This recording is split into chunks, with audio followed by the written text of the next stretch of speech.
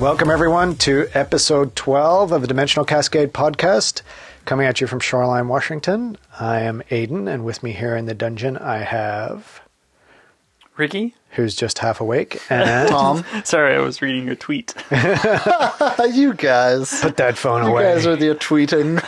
Yes. I'm new to this tweet thing. Just because you haven't joined the 21st century yet, Tom, with your flip phone. No tweeting, no twerking from me. I'm an old-fashioned guy.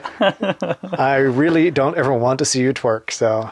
if you want to exchange shenanigans with us on Twitter, you can reach me, Aidan, at Cascade Podcast, and Ricky is Ricky_Fisher. That's Fisher with a C, the German way. The German way.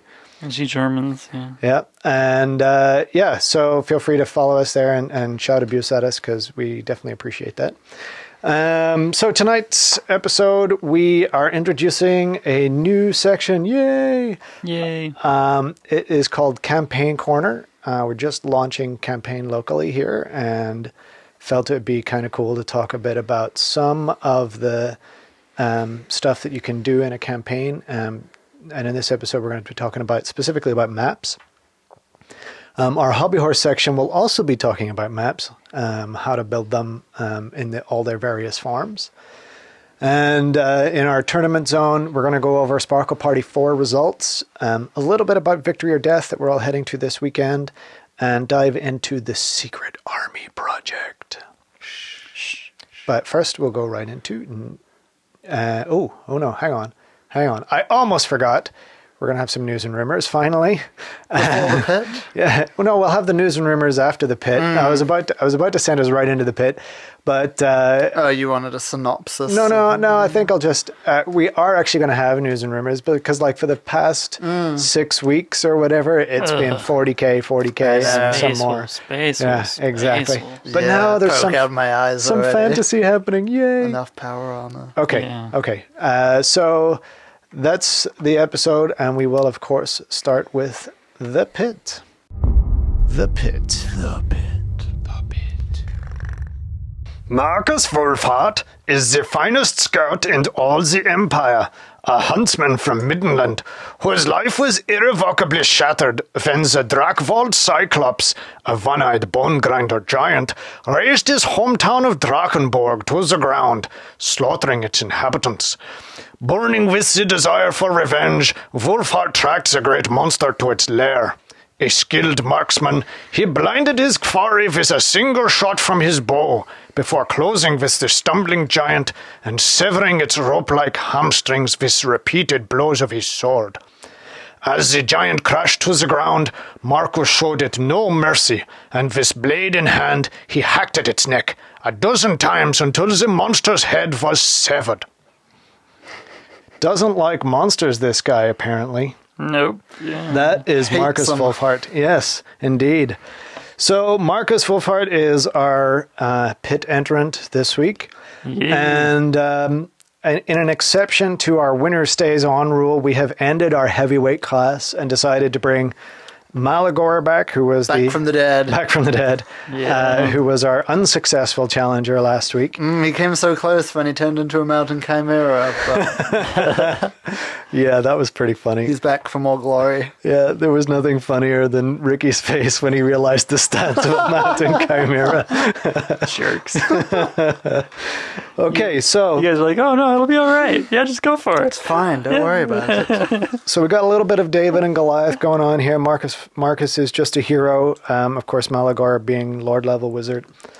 Go through Marcus's special rules real quick and his stats. He's got pretty much standard hero profile stats for a human.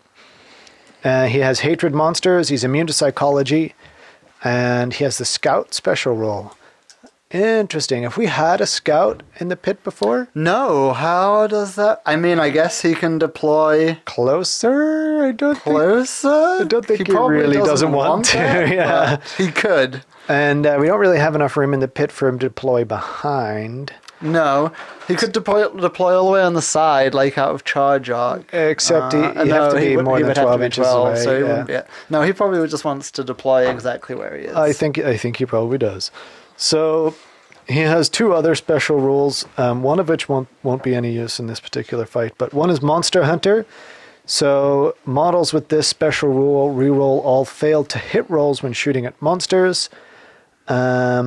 That will probably not come into effect unless he turns into a mountain chimera. And he also has Wolfheart's Hunters, or Wolfheart's Hunters. If your army includes Marcus Wolfheart, one unit of huntsmen can be upgraded. They then get the Monster Hunter and Immune to Psychology special rules, which is kind of cool. Mm-hmm. The one thing that might keep him alive long, and I really don't hold out a whole lot of hope for this guy. Come on. He's beautifully Underdog. painted. I like it. Yeah, it's an underdog kind of thing, and I quite like to see Malagor go down again. That'd be funny. Is the Amber Bow, which is basically just a longbow, unless you're shooting at monsters, at which point it wounds on a 4-up and does D3 wounds. So he rerolls to hit, wounds on a 4-up, and D3 wounds against monsters. Yeah, so he's pretty good against monsters, and if you have a little unit with him as well, the tricky part is it's just strength 3 shooting. Sure.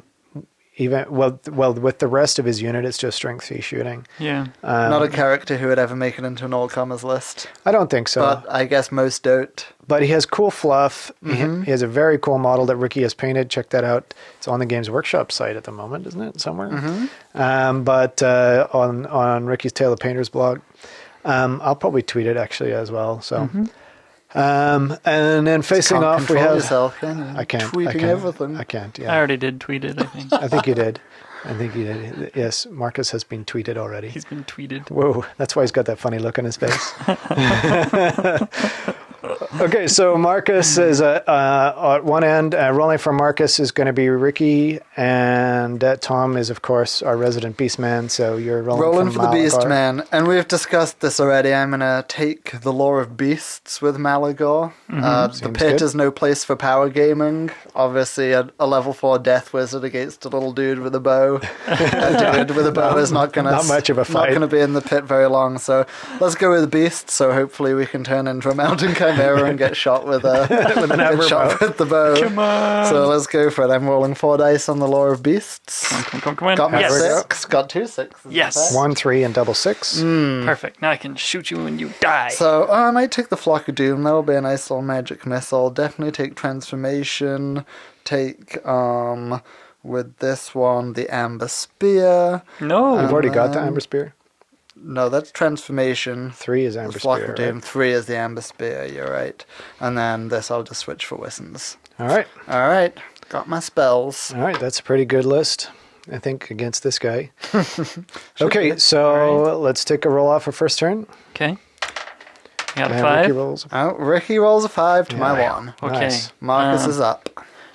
I am gonna just take a pop shot. You're not gonna move towards me at all? Oh, here we gotta change the wound counters back to. Alright. No, wait, man. No, Wait, don't bro. wanna I might go actually into move. combat I yet? should move back, in fact, because I I'll have. move back in the pit. Oh, yeah, I can. Watch me, he says. Well, we When do, you had said what to am me, I- you told me I couldn't move back. we do have boundaries now, so I think you can probably do that if you need to. Yeah. You don't That's need true. to. I don't want to take the movement penalty right now, so I'm Yeah. gonna just take my pop shot, go Okay, straight to the move. BS5. Boom. Long range. Hit ya. Hits. Okay, strength 3, Okay, here we go. This is Strength where you're 3, going. tough 5. top 5. Tough old brute. No, got a 5. Not good enough. Not right, well. good enough. Okay, Malagor's first turn. All right, take it away, Tom. All right, I am gonna move my full 20 inches of flying up the field. Flappity Stand and shoot, flap. stand and shoot. 4 He's not inches charging away. yet. Not charging you. I am gonna roll for my Winds of Magic. And You I get get a a 5, which is 3 dice to Ricky, 2 to me, and no channel. So 5 dice. I'm going to throw them all at Transformation of Kadon. Okay. Yeah. What? Turn into a monster. Big one or little one? Big one. Big one. Might as well do the Mountain big one. Chimera. Yeah, Mountain Chimera. Well, I could just do a Hydra right now. Might be good enough. That'll give me some protection from that stupid bow as well. Hydra. Yeah, I'll just do the small one and try and turn into a Hydra. All right. Seems All right. good. Got So I need regen. a 16. No! Oh, 4 God. ones and a I 4. got the most horrible roll in the Wow, world. that's a 4 and 12. 4 ones gives me a 12 total. Wow. So it's back over to Marcus. My turn too? Yeah. Wow, turn you two. didn't roast me or anything. All right, I need to actually move away from you a bit. Should have so just I can get speared him off the table. Jerk. So you have a 10-inch move, right? Yeah. Or so I need to get at least 10 inches away to get a stand and shoot against you. I will need to do a march test. I pass, so I'm going to march back here, right into the very corner of the pit, Okay, so you can take a stand and shoot. so I can Is get a it stand better to and shoot. just stay where you are and shoot at him? Well, he's got pretty high BS. He can move and take a... Oh, you have to march to get Yeah, I had to back march, there. so he doesn't get another shot. It It might be right. better just to Fine. Yeah. stay there and shoot at him. I'll just stay there and screw the stand and shoot. That seems like a better idea. I'm going to shoot you in the face. Oh, and I miss. Oh, no. Unbelievable. You needed anything but a wine roll of 1. All right, go ahead. Terrible. You guys suck. We suck at this game. All right. Whether to charge or to turn into a melting chimera and try and breathe on Well, you you just can so charge- Marcus can have a chance You at can shooting do a both. monster. You can do both. No, but if I charge, then you're never going to get a chance to shoot a monster. I'm just going to go straight to my magic phase. All right. All right. Whoa. 12 dice magic 12 phase. dice magic phase. All right. So, I don't have a I'm going to chance. take... I'm going to try and just soften you up a little bit with some Flock of Doom, I think. So I'm just going to throw 2 dice at the Flock of Doom. This guy's a jerk.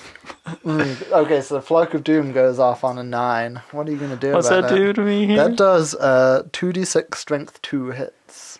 I think you have to dispel that. I have to Yeah, try. because you're never going to dispel transformation when I go for it. Such a jerk. All right, I'll throw 3 dice at it because I don't have any wizard level to stop it. Ah, you still beat it. I still beat you. Yeah, Alright, I only got an 8. 2d6. 9 strength 2 hits. Need 6s. 2 6s Don't, and he's dead. don't die from the Flock of Doom, man. That's just lame. Yeah. Do you have any armor at all? No. Oh my god.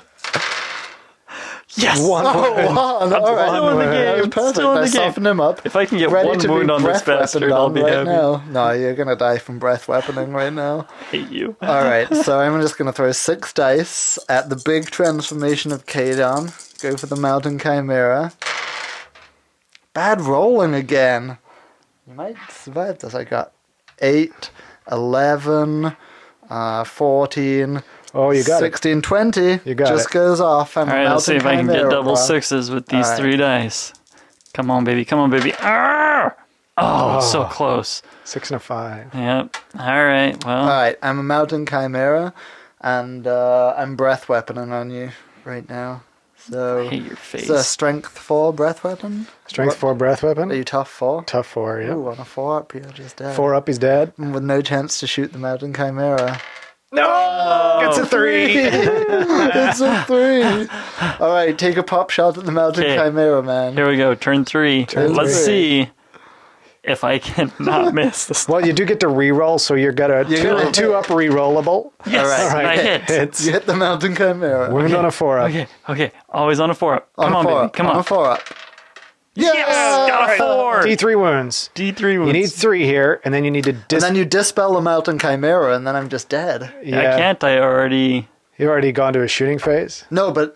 Oh, yeah. In his turn, you can dispel the Mountain Chimera. Well, it's better because then you got to shoot the wounds. Chimera. You 2 put 2 wounds wounds. on me. Alright. Alright, well, if you survive this turn... I like how you couldn't even say that without Oh, laughing. no, but it's... yeah, he's buggered no matter If you what. survive this He's turn... buggered. I Go on, should charge have. in there and eat him. I should have gotten out of your charge arc. Is what I should have done. Oh, yeah, if you were smart. Yeah. You would have had to march, though, and then there's no shooting, so... Nah, because you would have been like here. You would have been this whole big guy. But anyways, I don't know.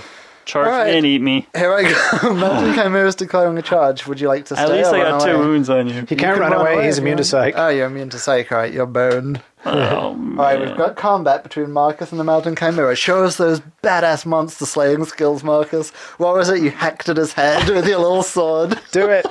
Why don't you try that? Well, are we in the magic phase? What's the You can't initiative cast any of this? I spells. can't get... I'm still Roll a Mountain wins. Chimera. I'm Gotta still- roll wins. Oh, so Ricky can Ricky try can and... dispel it. Yeah. Low wins, low wins. Oh, 10 for the yeah, wins. 10 wins. 5 dice. All right. all right. What is Wait, it? if Ricky rolls this, and then can I still use my power dice after I turn back into Nope. a wizard? I don't know. That's a good question. No, because this happens at the end of the magic phase after all the spells. Does Yeah, it? suck it. Does it? Yeah. It does now. All right, we'll No, say. I'm going to say I'm no. pretty sure I'm still going to be. What did in I need to combat. get? 15, You only need I a think. 15. No, you need a 16. 16? Because you're level Failed. 0, right? Is it So 16? Oh, you rolled a 15. Failed. you rolled 15. Dang The it. low casting value is 16. Oh, I thought it was 15. Fail. Okay. So we've got the Mountain Chimera. All you fans of against Marcus, I'm sorry. I So failed long, you. Marcus. I failed So you. what's your initiative? Marcus Human goes first, 3? but he's not going to do anything. Is it? What No, is he? you're a hero, so I think 4. Well, let's not forget that the Mountain Chimera is initiative 5. So you go first. So I'm going first, okay. With how many attacks? Let's see, 46 plus 1. Oh, that's 12, 17, 20 19, attacks. 20 attacks, that is, yeah. I think we can safely say 5. that Oh, Marcus is don't dead. take this away from me, man. Come on, I'll just roll 10 of them first. I'll roll 10 of them first. What's your weapon Tom, skill? I used to like you. What's your weapon skill? Less than 7, probably? Probably 4. All It's right. probably it's 5. 4. Is So it 5? there we Yeah. go. Out my first 10, I've got 8 hits, and then Oh. 2s, I would guess. Oh, There we look go. at that. Look, he's dead. Oh, Who knew? Who knew? Okay. Well, I thought I knew Tom. I thought you just hack at the head with your little sword. I think this is a case where fluff and rules don't quite match up. Right, in combat, he's got nothing to do. He's got against nothing, monsters, yeah. so- Absolutely nothing. And he's supposed to. Well, and I mean that does fit with the fluff He because should have he's supposed heroic to. killing blow, right? Why not? Yeah, he should. But should. the whole thing is he's supposed to be in that unit of huntsmen, dancing around behind the main battle line, taking pop shots at monsters, softening them up before they get in on you. You know, if they And, all wounded on a 4-up as a result, Oh, it'd be The unit? devastating. Yeah, that would be. that would be very good. I mean, even if they were just, at strength 3, so they still had, unmodified armor save and everything, I don't think that would be too unbalanced. And, I really like the fluff. I've got the model. Well, my son has a model because he really likes the fluff. Yeah, it's cool. Yeah, unfortunately, this is kind of the opposite of Alathanar because Alathanar has pretty cool rules and is quite good, but his model dumb is model. crap. Oh yeah. Now we have a model that we want to be awesome. But it just doesn't kind of live up to it. Yeah. But excellent if you want to take some kind of a hero Yeah, and on foot. I think if you wanted to play Empire without cannon, I think he would be a good option Yeah, because he might give you that. like a more rural empire Yeah. force Yeah. or something in like that. Yeah. in like a kind of story-based game, if Yeah. you know you're fighting like a chaos horde with a bunch of monsters, it would be kind of cool to take him yeah, just to kind of in dance his around little and huntsman unit. see how many monsters he could kill. Keep track of it. See how many times he dies. Yep. Yeah. All right. Cool. All right. Well, that was the pit. It was a little bit rowdy. I blame Tom. Tom's a jerk. That was a lot of fun. Come on. It was a lot of fun to smush the Don't claim little you didn't guy. have fun there, Ricky. I can't Sorry. believe you didn't dispel that. If you dispelled that I by 1 pip. by I know, one right? pip, he would have only had 1 wound left. And I could have scratched you his could have eye out. scratched. You have 3 attacks in close combat. It's true. And I think you would have been simultaneous as well. Oh well. Not to be. If. Not to be. Ifs and buts. Ifs and buts. All right, All no right. talking about butts. This is a family-friendly show. All right, so Fun pit. Butts. that was the pit. I guess we will have Malagor back next time. Yeah, Malagor versus the Changeling. Oh, that'll be an interesting fight. So the changelings are demon So special character. go ahead and turn into a mountain chimera then, and we'll see what happens. No, I'm just going to be a death wizard and just take pop shots. Oh, at come you. on. This guy. I'm taking away Malagor from you. Okay. So I guess now Malagor's entered the pit as a beasts wizard. He should stay a beasts wizard for the rest of his time in there. that seems fair to me. Yeah. So the changelings are demons, entrant, and then we only have a couple more, I think, to do before we've done every army. Yeah, we have Bretonians, which I was holding out, hoping that they were going to because there were all those rumors that they were next. And then, Don't think so. Then it may be time to visit the super heavyweight category. No, I think for Bretonians you bring out the Green Knight, right? yeah, it's probably going to be the Green Knight. They don't love that really have a model lot style. of choices. No. And then we still have Chaos Dwarves. There's But we only have one special character. there's really only one special character. He is an awesome model. He's an awesome heavyweight. model. Unless you go for like one of the fan army book things where they have all the old characters from the old Chaos Dwarfs army book. No, stick with the Tamarkan Stick one. with the Tamarkan Yeah, one. so I'll be doing a Forge World Order for that one. Nice. But the who else? So Chaos Dwarves. Oh, VC. I gotta decide which vampire to take. That's what I was thinking with the super heavyweight Nagash category. is coming out, News and rumors. and that's coming up in news and rumors, and that would be super cool. I think to. You know you want to paint that model. Oh, I do for You sure. would need like one of the Storm of Magic monsters to fight him though. Like we would have to put all the other guys in the pit against him. That would be sweet, though. It would be like a 2-hour pit. It would be a full podcast of the pit because We would have to- Nagash. we'd have within to a do that couple one on turns, he would have video. a whole army. Yeah. Nagash will just have a whole army. We'd have to around get him. Jesse over here to bring over Nagash. all his all of his skeletons. Yeah. so we could just keep throwing skeletons out. All right. So, but once we've done all of the armies, then we'll start just putting all sorts of fun and interesting Yeah, stuff. and I'm into going the to pit. keep painting more and more. So if anybody has something they really want to see, Yep. get in the pit. Yep. Tweet I us, think I want to do. There's a couple Skaven special characters I want to paint up. I want to. For sure, I know I want to do that. I'd like to get some of the monsters in and just Yeah, duke I it wanna out, or some units even. It's like who would win in a fight between Phoenix Guard and Executioners? Doing the monsters would be really cool because it's like if the Roman gladiators when a champion Yep. was super awesome. He would Yeah. go I'd on love from to fighting just- people to like lions. Put Marcus in the pit with a giant. Yeah, A a one-eyed giant. Yeah, Bone grinder giant. Yeah. All right, cool. All right, that's enough about the pit. We are going to roll on here right into our news and rumors. News and rumors. Okay, news and rumors brought to you by our favorite Englishman. Just about. Do we have Tom. any favorite English? Come on, Well, guys. he's the closest thing we could have to a favorite Englishman. Favorite English. Oh yeah, the only acceptable one, maybe. Yeah. A hated Englishman, the closest thing you have. So I have been incredibly busy at work the last couple of weeks, and I've seen little bits and bobs floating past, and little images and glimpses here and there, and I'm steering clear of Had it your all. eyes you So- want to... So lay it on me. Tell me what's coming. Well, so early at the very beginning of this month, we were hearing rumblings that there was something really big for fantasy on the way, and like I didn't pay it much credence, but it turns out something really big for fantasy is on the way, because it turns out next week we're having released the first installment of the End Times supplement, which is going to be this End Times thing is going to be a whole big new storyline and campaign, something we can get involved in. Something that kind of dramatically moves forward the fluff of the Warhammer world in general.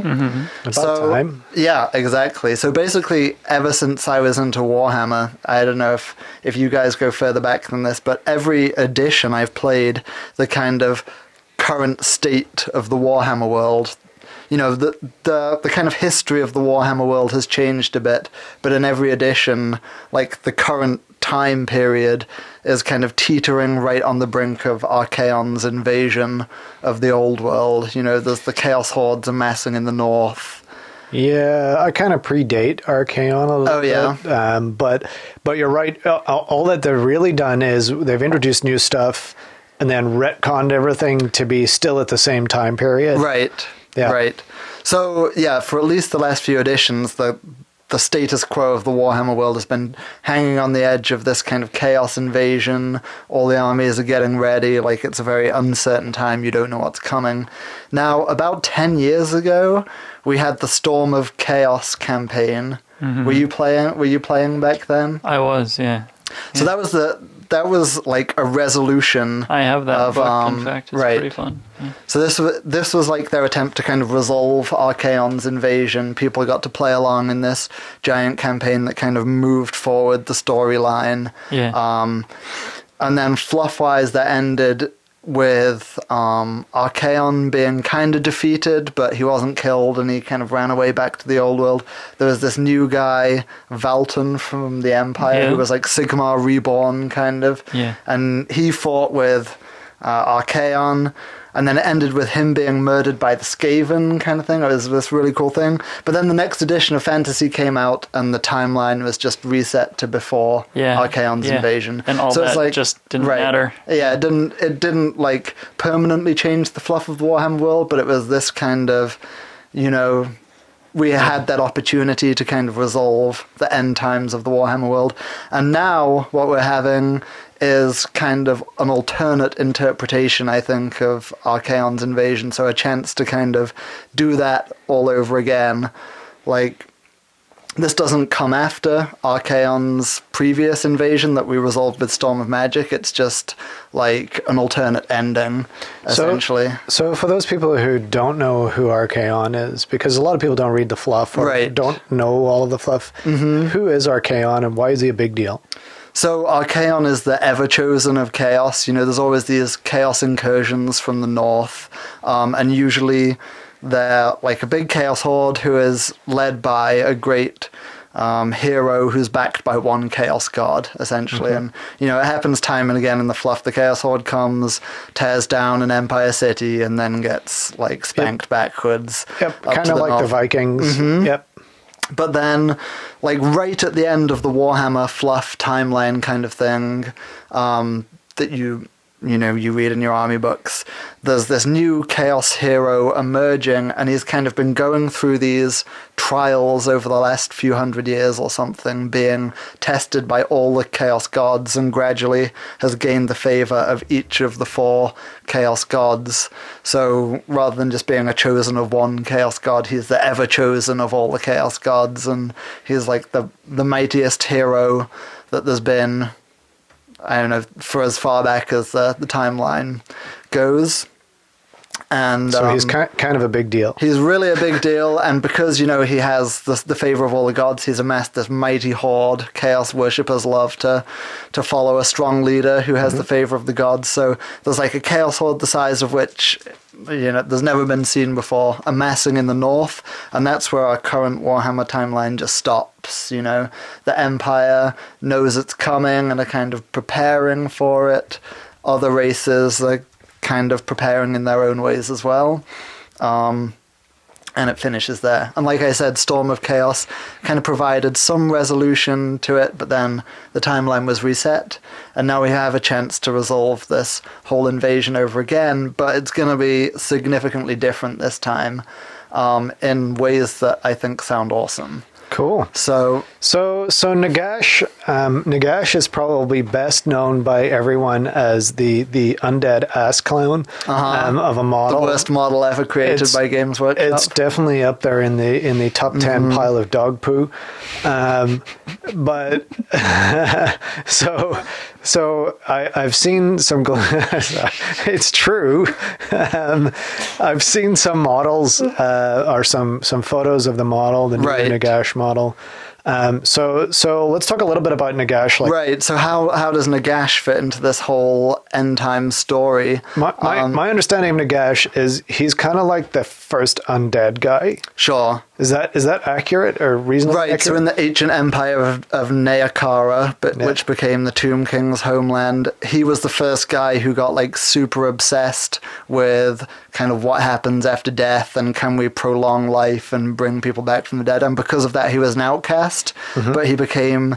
And I think he learned magic off some dark elf captives they had or something, and he became insanely powerful and did indeed find a way to bring back the dead. Oh, this is ringing a bell. If I remember rightly, like he had this cult that worshipped him. Right. And even though he died, they kind of... they kept worshipping him until such times as he came back or something like that. I think, yeah. He definitely found a way to like immortalize himself essentially, but he became like an outcast in Neakara, and the like actual king of that empire just wanted him dead. So there was then this huge like civil war in Neokara, which ended in Nagash getting defeated, but somehow at the same time unleashing the spell that just killed everything in Neokara, essentially. And then when Nagash somehow resurrected himself, maybe this is what you're hinting at, maybe there was some cult who managed to bring him back, and then he managed to raise up all of the people he'd killed with that massive spell. And Cool. hence were born the Tomb Kings. Yep. And then did he start the vampire counts as well, or what's his tie-in with the vampire counts? Yeah, because I thought he was the genesis of the vampires. He was the genesis of both the undead things. So he I think before he had killed everyone in Neokara, he had like started up this cult as well. So like the first official vampire was Neferata. Okay. Who was going to be one of the characters released in this big release. Oh, cool. And I think Nagash kind of created her he gave her the power to prolong life through drinking blood or whatever. And interesting. So hence were born the kind of vampire cult. So he definitely has a hand in creating both of the undead races, but he was himself, as a man, he was a Neokaran, the race who turned into the Tomb Kings. That's kind of cool. I mean, it does put me in mind of the movie The Mummy, or something along those lines. Yeah, right.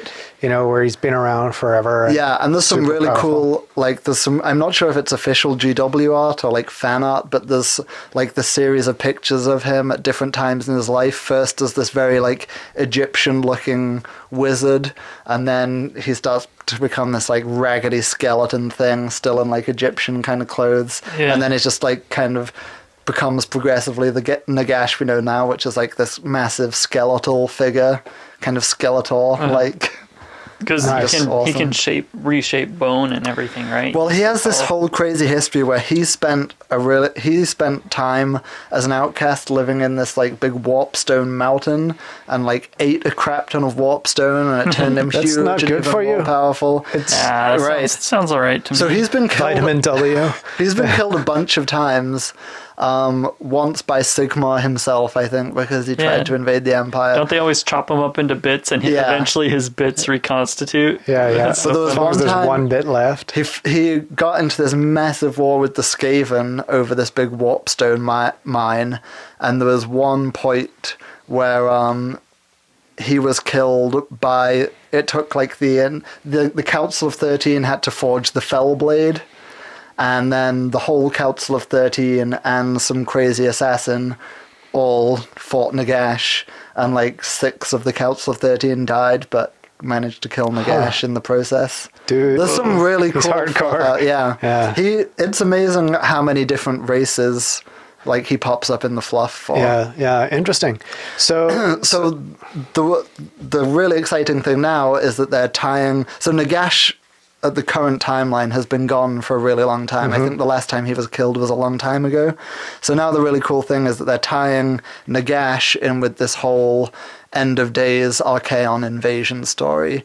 And the tie-in is that Nagash had this ideal of a whole world of undead, a world just, with dead things walking around, ruled by the undead. And the vampire cults have slowly been trying to, pursue that ideal. But they've now realized that if there's this massive chaos incursion coming, their time is kind of limited. They want to try and force Nagash's ideal before this chaos invasion happens, I guess. So somehow he's reconstituted and come back to life again. Right, so this is another really cool thing. About a few months ago, or maybe even 6 months ago or something, the Sigmar's Blood campaign book was released. And at the time, and up until now, really, it seemed like that was a standalone thing and didn't really tie in with anything. It was just this campaign. But the fluff for that book ended with Manfred von Carstein, who's the current von Carstein, head of the family, I guess, after Vlad died. Kind of like the vampire Kardashians. Right, exactly. The it crowd in Sylvania. Wow. That's Yeah. Harsh there but you go. fair. There you go. Anyway, But that campaign ended with the campaign was all about Manfred trying to gather some artifacts and stuff that he needed for some ritual, and it was only vaguely hinted at in the book what ritual that was, but now it's become obvious that that ritual is the ritual to resurrect Nagash. Cool. So this basically fits in straight after the Sigmar's Blood That's very campaign cool. book, which I think is really cool because it makes that seem like a more significant thing. Yeah. Whereas I had heard good things about that book already, but it definitely seemed kind of standalone and not tied to anything. but now, But now it directly it's like a fits in precursor. with, it's Yeah. a precursor to this. Sweet. So yeah, our first apparently this end times thing is going to go on for a few months. There's going to be 4 books in total. Wow. The first book and release wave is all the undead stuff, and then there's going to be a chaos book and release wave. I think a Skaven one because they have some part in this whole thing. All right. And one that I haven't heard any rumors about at all. One would assume Empire. Yeah. Only because there I've has to be heard- something to fight all of these crazy undead factions. I've heard that Kislev has been destroyed. Well, that's the thing. As a part of this End Times campaign, this time Kislev is going to be entirely wiped off the map. That way So, they like, don't have to keep telling people, no, we're not making those models exactly. anymore. No more white lances. But Stop asking us. essentially, the chaos, the boundary of the Chaos Waste is just going to spread south. And one interesting thing that I've heard, I don't know if this is just rumor or whatever, but I've heard that in 9th edition, they're going to actually not reset the timeline, and we're going to be at this point in which Kislev has been wiped off the map and is no more.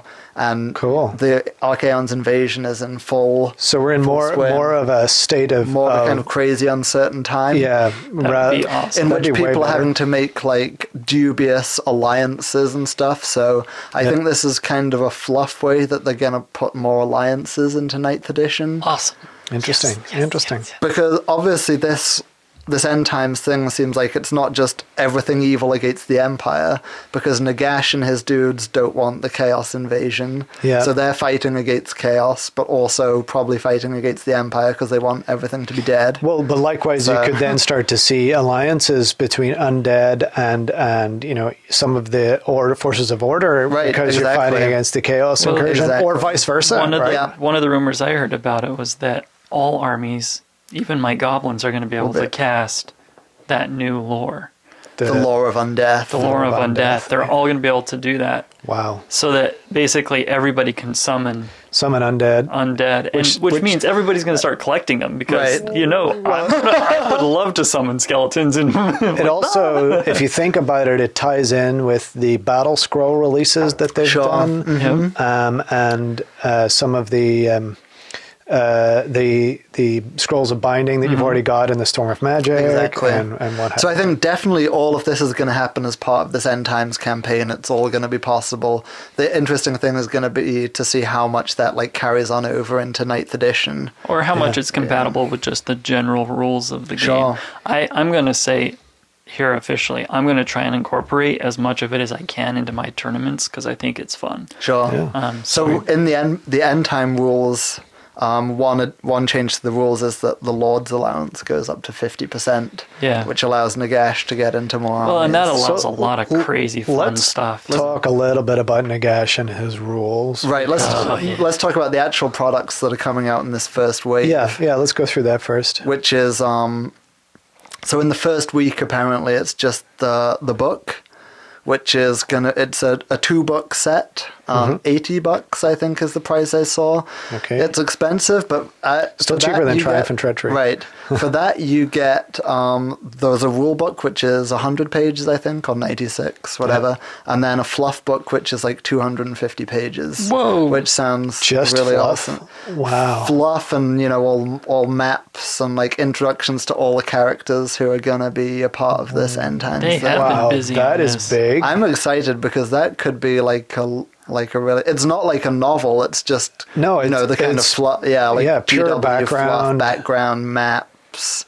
Ways to artwork. incorporate every army. That'll into be it. Sure. Hey, Lizardman, this is So what you do. I think that Yeah. I think that book set is going to be really good. Actually, I'm planning on getting a copy of and it. how much was Yeah. that going to be? 80, 80 80 bucks. or Oh, that's 85 not bucks, I think, for not those bad. 2 books together. Okay. So our first wave is going to be that, which will include all the rules for the kind of undead faction of the End Times campaign, which is Vampire Counts and Tomb Kings, because a big part of the campaign is going to be apparently Nagash like reuniting those armies. Nagash is going to battle Settra. He's like, hey, we're all bones. Yeah, exactly. He's battling Settra? He's going to battle Settra to try and we might have to reenact that in the pit. Oh man, good thing we have Cetra painted.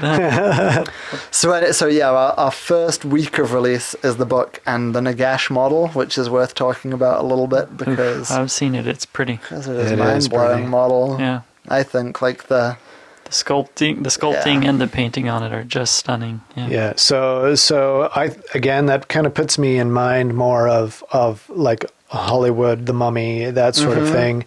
You know, very. I'll bring up a picture of it. he's floating on this big like spirit host holding him Yeah, up, all the kind of spirit thing, hosts are like basically. holding him, and he's got all these like bone tentacles going all around him, kind of like Dr. Octopus Yeah. or whatever. So Looks it's just a super really cool. dramatic model because he's kind of floating in midair. He has Yeah. this big like staff of whatever. Staff of Smash Your Face. Staff of suck it. Yeah. And he's like reading his book, one of the 9 books of Nagash. Yeah. So actually, if you look at the model, within that spirit host, you can see all of his 9 books floating around. That's So awesome. the 9 books of Nagash is one of his rules. And then he's Level level 5 5, right? wizard, yeah. He's level 5 wizard. He can choose between. He has 9 spells. That's the 9 books rule, and he can choose them between, I think, death, light, Neokara, vampires, and this new Law of Undeath. And he can choose as many spells from each one as he wants. So he can just take the signatures of like a bunch of different laws. Whoa, so Which is many gonna be bones cool. on that guy. It's a lot of bones, but I think it's a mind blowing model. Yeah, I'll be painting him, but oh my Dude, we might see you next year. I know you paint fast and all, but there's But a that is a lot. lot of to do. detail. Yeah. It's That a lot is to really work a lot on. of detail. So yeah, his rule, the full rules weren't leaked in from White White Dwarf. So White Dwarf will go on sale this Saturday, I guess, and that is going to contain his full rule set. So pick that up if you're interested in seeing what you're going to be up against. Yeah. He's 1,000 points, He is which 1,000 is points. a lot of points. And Yeah, he's pretty but- much 7s across the board. But He has a because 4 they made ward it save. so you can do 50%. Right. Wards. You I'm can just take going to them. do. I mean, he has some amazing abilities, but he's still 2 cannon shots Yep. short of. I wish they'd given him your Sparkle Giant immune to multiple wounds kind of thing. Yeah. Well, That you would've don't know been what's really going to be nice. in that Lore of Undeath. That's true. It could be a lot of healing I would, spells. He's probably I gonna would heal doubt- himself a lot. I would be very surprised if the lore attribute wasn't something similar Right. to the Life Bloom. He could, yeah, and he can take, if he takes the signature from Neokara and vampires, he can heal himself Yeah. through casting those, I guess. Yeah. So you need to double cannon shot him, and In a single and he's got a turn. 4-up ward. 4-up ward. So he's got a 50-50 chance of just shrugging off any cannonball. Yeah, he's not going to die in one turn very easy. You would No. have to put I hope everything not, into him. because that would be super lame. And if you're doing that, you're ignoring his lieutenants, which you Yeah. can probably get in there because they're probably going to be heroes. Yes. And then, you got to deal with maybe, everything else coming at you.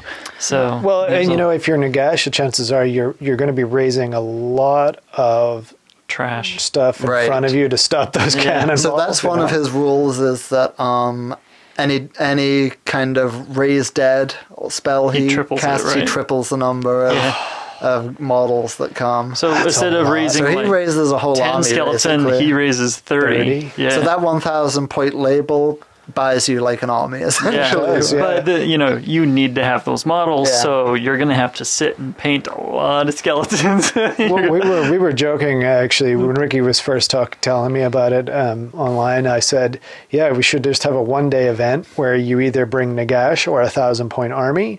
And it's like, here we go. You duke it out. Yeah. You start with Nagash, and you're facing another 1,000 points. It's like that would be pretty fun. That would be a lot of Yeah. fun. So yeah, he is definitely intimidating. Just think how sad that would be, though. First time Nagash came, it took Sigmar to kill him. Second time, the whole Council of 13 and some crazy blade. And then he comes back and just gets shot off the table by cannon. 2 cannons. That would be so sad. Well, I hope it doesn't happen. and no matter what, he'd come back from that. Yeah, he'd come back That's- for sure. But that's- it'd that be a would little just- anticlimactic. He would just like reconstitute and then smash those Smash cannons. the cannons when they were sleeping. Indeed. Anyway, yeah. That's cool. I don't know. He kind of reminds me of Voldemort or somebody, or Sauron, some ultimate evil. He looks that kind of you can't kill. skeletal. Well, he in looks as well, but just like in fluff terms, Yeah. where Yeah, Voldemort is a good. yeah, exactly. And that's kind of what he was. He hid bits of his soul in different places, kind of like Voldemort does with the Horcruxes. I'm showing myself to be a massive Harry Potter nerd right that's now. all right. obviously. Wow. Harry Potter fan too. You're outnumbered. Are you not a Harry Potter fan? Get out. Meh. Sorry, they lost me at the flying broom hockey. Yeah, you would like that. All right. So Isle of the world champions. let's not get sidelined too fast. Anyway, Okay, so he's coming out this weekend, right. And then or the White Dwarf is coming out this the White weekend. Dwarf is this weekend, and that's gonna show you that we're now able to pre-order Nagash in the book. Okay, But because pictures from the next Warhammer Visions have already been leaked, we kind of know what's coming All right. in at least the next couple of waves of the vampire or undead bit at least. let's talk a little bit about those. So we have a dual kit or a triple kit which can make 3 special characters. And they're all riding this big kind of. Have you seen this model? Yeah, They're riding. it's incredible. Yeah, it's this big. It's not a dragon because it doesn't have wings, but it looks like some giant kind of Bone monster. bone tiger almost, which Yeah. is floating on a big spirit I host haven't thing. seen that. But that's it's pretty cool. incredible. And It's like a bone juggernaut. Right. Yeah, it's huge. A boner nut. so it makes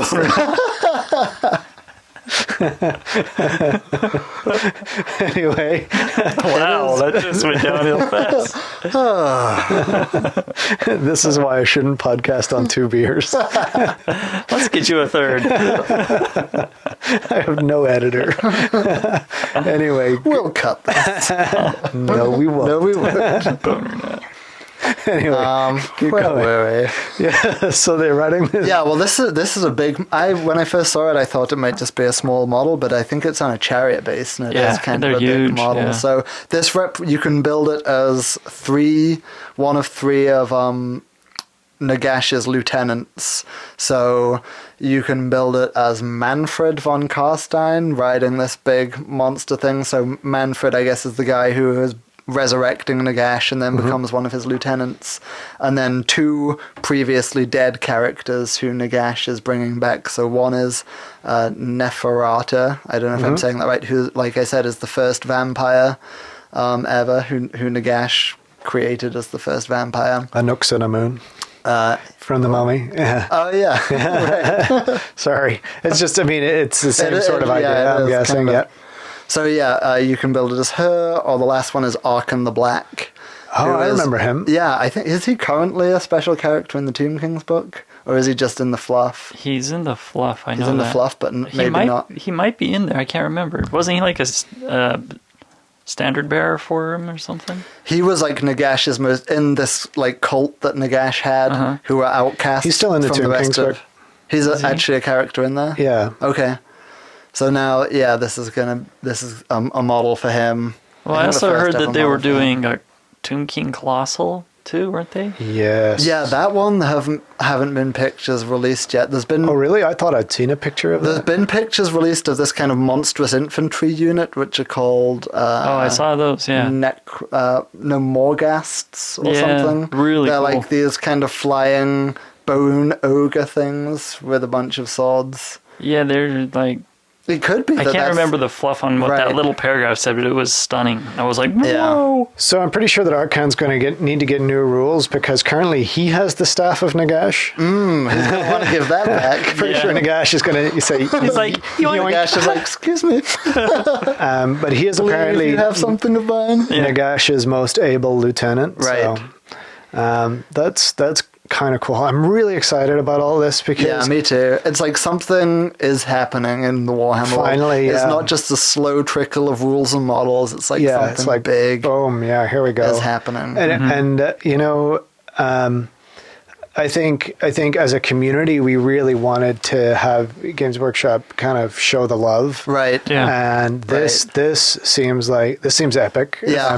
This feels up there with all like the Primarch releases, you know. I'm Yeah. excited to see I'm this. really I don't play excited. any of these armies, and I'm Yeah. excited to see them. When I first saw they were doing this, I was kind of like, nah, I wish they would just like update the last army book soon, but update the last going army to. books first. They're but going to. now I'm glad that this is happening Yeah. instead, because this is not just like a new army release or something. This is like This is a fundamental something change. permanently almost, yeah. might change in the Warhammer world and Yeah. the fluff because Cool. of this. That'll be And, very good. I'm stoked.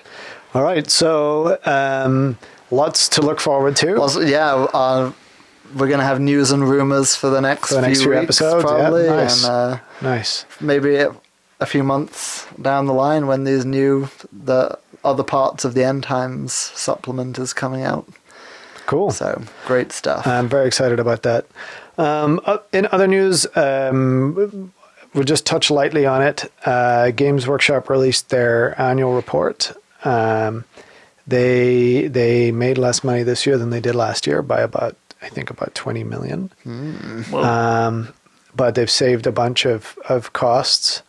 But the interesting news to me is that Tom Kirby is stepping down as the interim CEO, and they are effectively doing an open call for anyone to apply to be the CEO.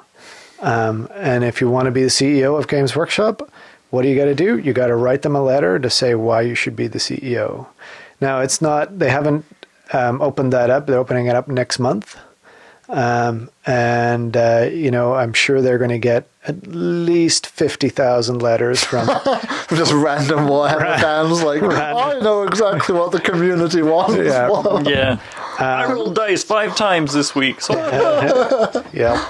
But I also think it's kind of in fitting with, the ethos of the company in that they're looking for the right attitude and the right person as much as they're looking for, someone who has the right skills. Right, just the right degree. Yeah, and it actually makes me more hopeful for the success of the company, and because if they're picking someone based on, kind of their joy and love of the game and of the hobby at large, they're much more likely to find someone who is going to try and make it great. Right. Somebody who's just really enthusiastic about the company rather than just about the spreadsheet. Exactly. So that gives me hope, and I am not going to be applying. Dude, come on. No. Wouldn't he be a great CEO? No. You don't think? No, I think he would. no way.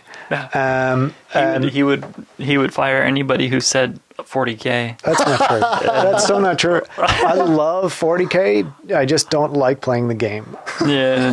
I like 40K, just not the game. No, the power armor. I like the power Yeah, armor. power armor is cool. I'm all about 3-up saves. I love the fluff. I love the models, except maybe that Space Wolf chariot. That just seems dumb. That is a bit dumb. But Somebody sent me an email about that, wanting me to buy it. I opened it up like, what is that? a 40K chariot pulled by wolves. It's Yeah, just wrong. I've seen it. But no. Whatever. I mean, we have a Eagle chariot, which defies physics. No, just like I was thinking about the demon like skull cannon ones that are just like You can pass off anything when it's magical, but who in their right mind in the year 40,000 is going to get a chariot pulled by wolves? That's a hovering chariot pulled by wolves. Right. Anyway. Oh, I have this chariot that hovers. What do you need the wolves for? Let's, You just put a big engine I know. Let's on use there. wolves as the driving mechanism. Though. And if the wolves die, does the chariot stop moving? Yeah, it oh, just stops. that's out of battery. Sorry. No, just shoot the wolves. Wish we'd put an engine on this thing. Stop. Yes. No, the deal breaker is I'd have to move to Nottingham, and I like it too much in Seattle. So So Amen. yeah. If Games Workshop wanted to come to Seattle, yeah, maybe I'd think about being the CEO. I'd consider I'd them. consider it. Yeah. No, seriously though. Okay, that was news and rumors, and Well, the last news and rumor is that Matt Ward has left the building. yeah, that's right. Bought us our 3 elf books, but 2.8 elf books anyway. Then he dropped the mic and ran. That's right. Yeah, it's true. He ran forgot, before the Sisters of Twilight backlash caught up with them. yes, he forgot to finish the Sisters of Twilight in the magic item section in the Wood Elf book. Anyway, yes, Matt has allegedly left. I don't think anyone has. There's been no press release or anything. The twins, the sculptor twins, The Perrys? The Perrys, they have also left. Oh yeah, They'd been running their their stuff own. is getting kind of dated though. Anyway, They'd been running their own historical miniatures for quite a while now, and they've just left to go and do that full time. So, gotcha. yeah, I think that's probably a sign of how much GW is moving towards digital sculpting, rather than the traditional. So, yep, some changes in the studio, changes in the sculpting team, but with seeing the new miniatures coming out and the new stuff Looking coming good. out, I'm pretty excited. Apparently, we're going to be having Vitok and Phil Kelly writing the lion's share of Warhammer stuff from now on. Those guys are good. I like those guys. Yeah. Yeah, so no complaints here. Yep.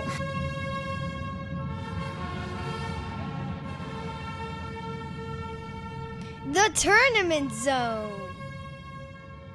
So most recent tournament we had was Sparkle Party 4. That was about 3 weeks ago now. Yeah. So we're running about a week late on our normal podcasting schedule. That was one of the one-day qualifiers for the Masters. So we had some of the chaps come down from Canada and up from Portland. Yep. So we had a really good even crowd. further than Portland, aren't they? They're Sale- Black Sheep. Yeah, they're the Salem guys. Yeah. Salem. Yeah. Yep. Yeah. So we had most of the region represented, which, is exactly what we're trying to accomplish with the Masters, get more people traveling to the tournaments in the different cities. Get a lot of back and forth and Yeah. All the Cascadians were there. Yeah, represent. So it was a one-day tournament, 1 point short of 3,000, and fairly simple scenarios. We went over them in a previous episode. If you are interested in some of the game-by-game details, I know the Chumphammer guys who came down went through all 9 of their games on their podcast, so check that out. Yeah, that was really cool to hear those. I think we'll just cover kind of the results, and then I'll talk a little bit about Masters. So, Ricky, you want to talk us through some of the results? Yeah, let's just, we'll start with overall and just kind of get that out of the way. So, I'll do the top 5.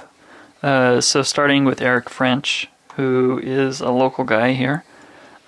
He plays down at the Kent store, GW Kent store.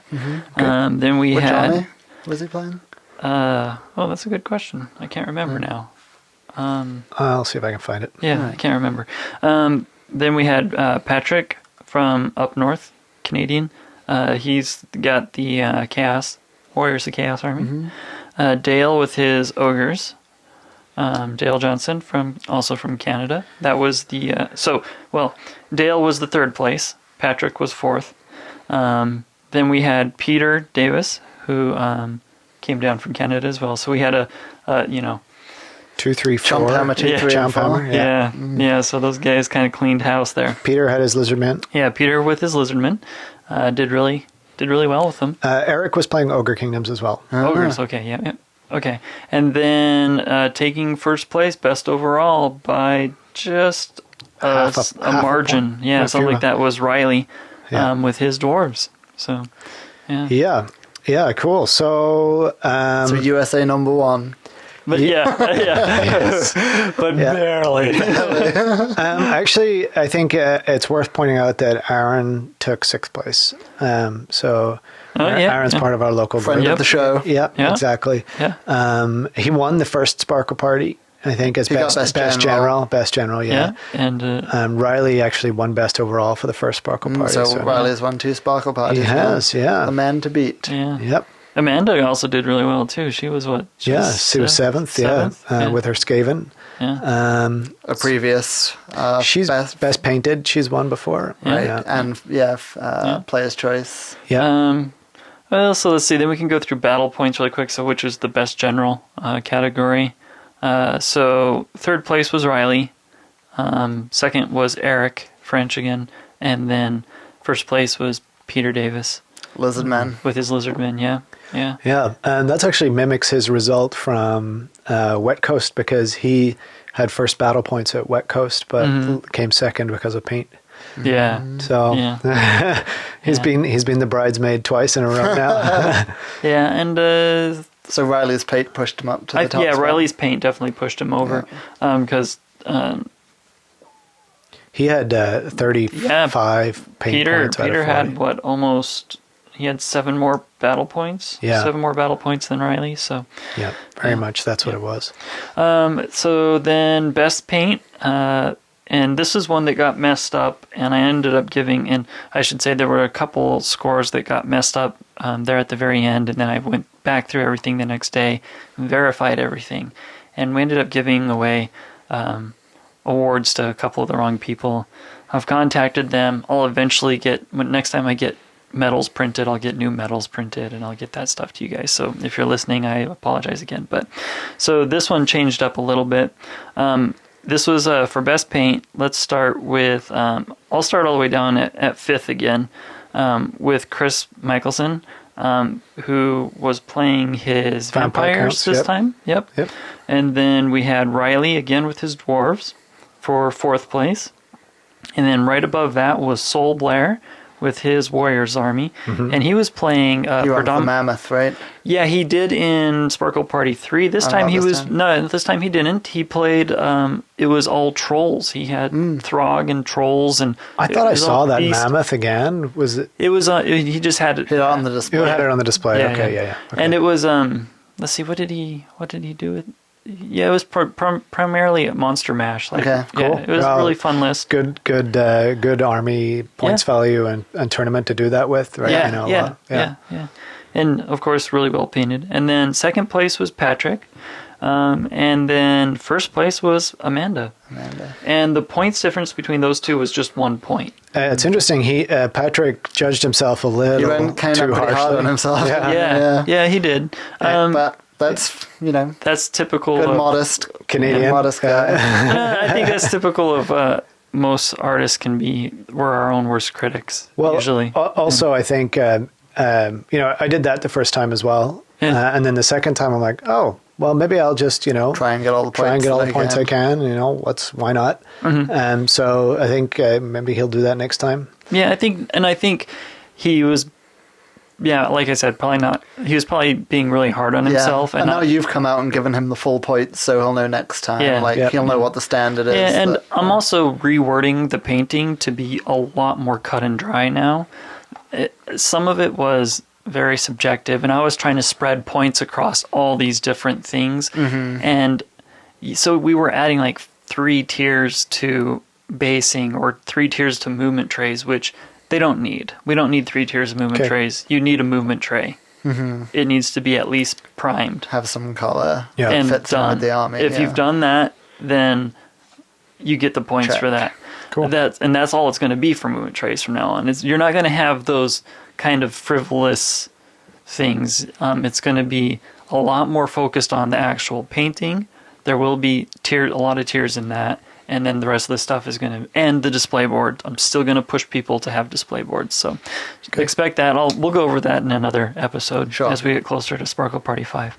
Then we can move on to favorite opponent. We don't really even... No, that's good. Yeah. Just in the interest of time, let's just move on. So that was that. Riley, Peter, and Dale for second, third overall. So that really shook up the Masters rankings. It has been confirmed that Canadians are allowed to participate for the US Masters, so that's really good.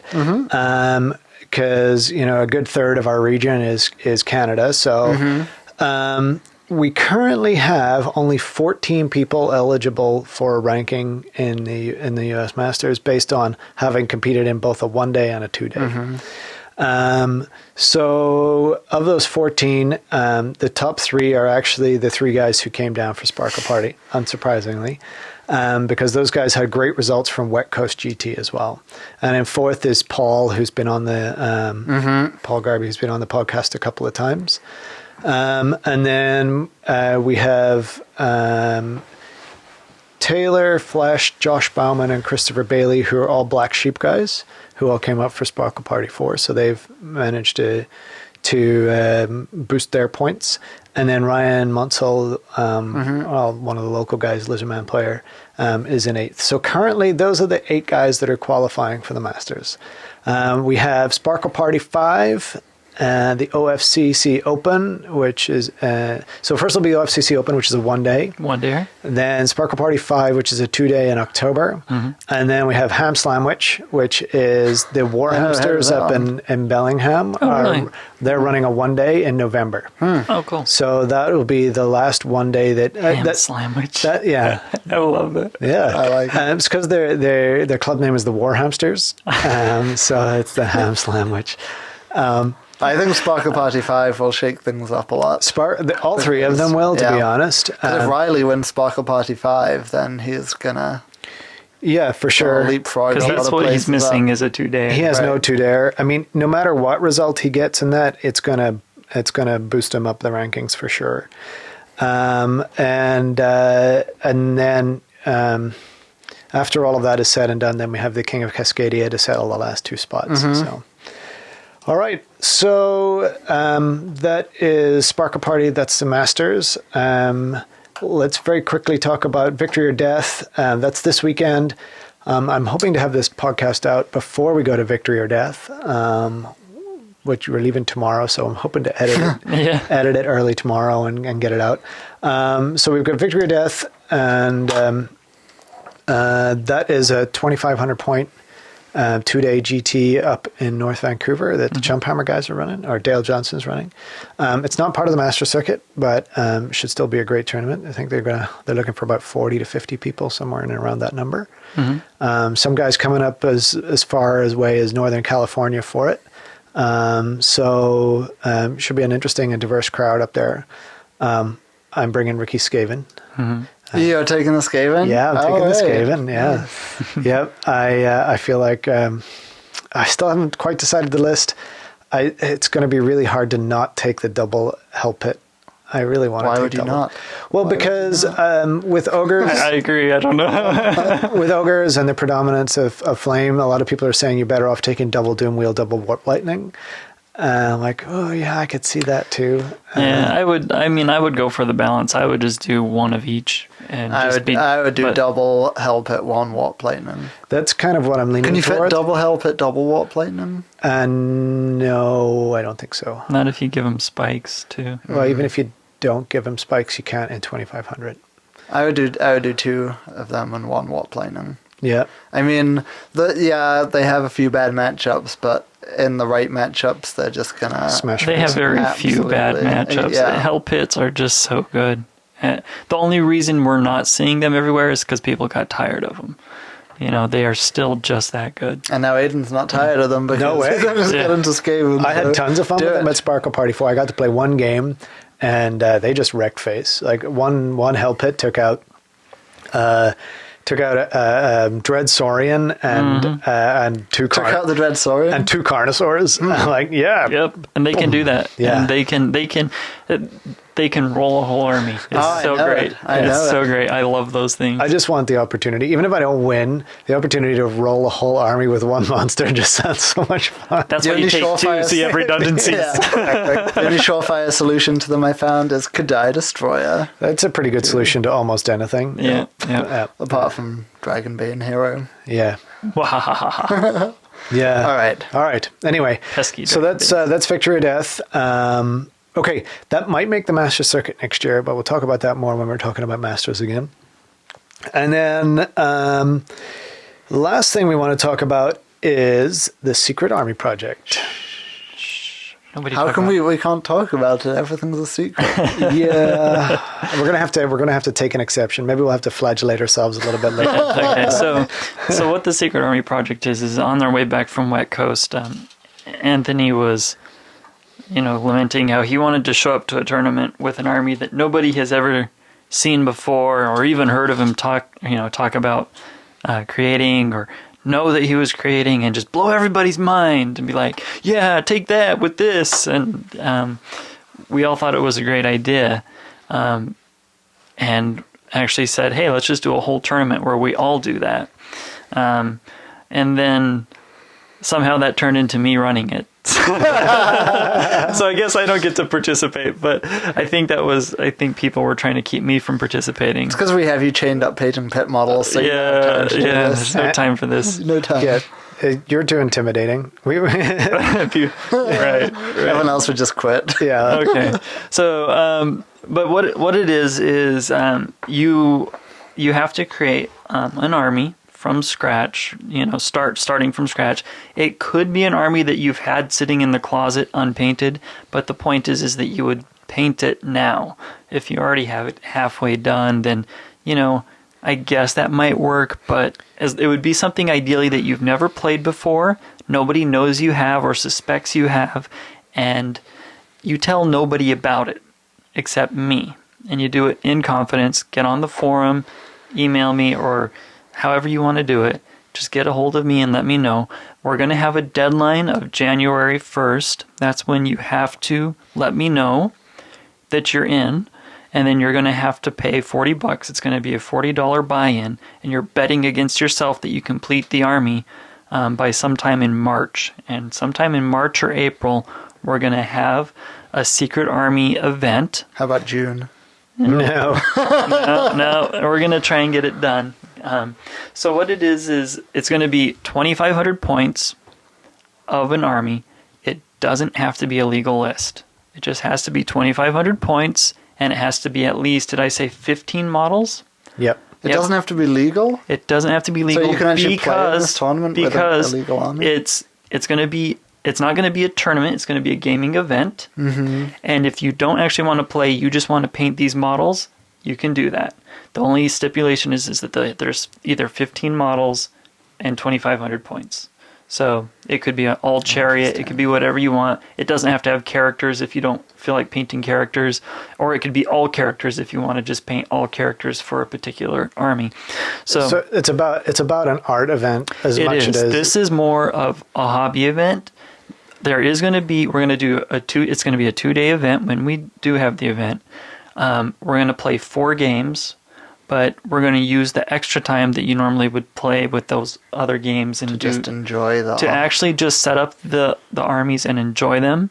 Take some time to photograph them. Everybody can appreciate them, talk about what they did to create them. Get a lot of really cool scenery so that they look good. Yep. Good lighting. Yep. PowerPoint presentation. Yes, all of that. Yeah. If you tell Ricky you're participating, you get a paint log that's completely completely private, so that nobody can see what you're doing while you're doing it, and then we can flip those all to public after the tournament. Yep, we can do that for people too, and then people can, log it all in secret. I wouldn't even be able to read them and see it, so that's fine. All I ask is that when you do tell me you're participating, don't tell me the army you're making. I want to be surprised as well. I think that would be really fun for me. If I can't participate, I'd like to at least be surprised by a few of you. The other thing we're doing for this is we're doing a black market. So I love the black market. So I have a box that sits in my bathroom now when I host game night, and it's a black box that you can secretly go in the bathroom to take a dump and put whatever exchanges of bits that you need to do. So there's one sub-forum on Dimensional Cascade that as long as you don't use Tapatalk, will hide the username. Right, you just come up as guest. And you just shows up as guest. You write you can go on what bit you need for your conversion you're working on in your secret army, and then whoever's looking can incognito say they have it. Yep.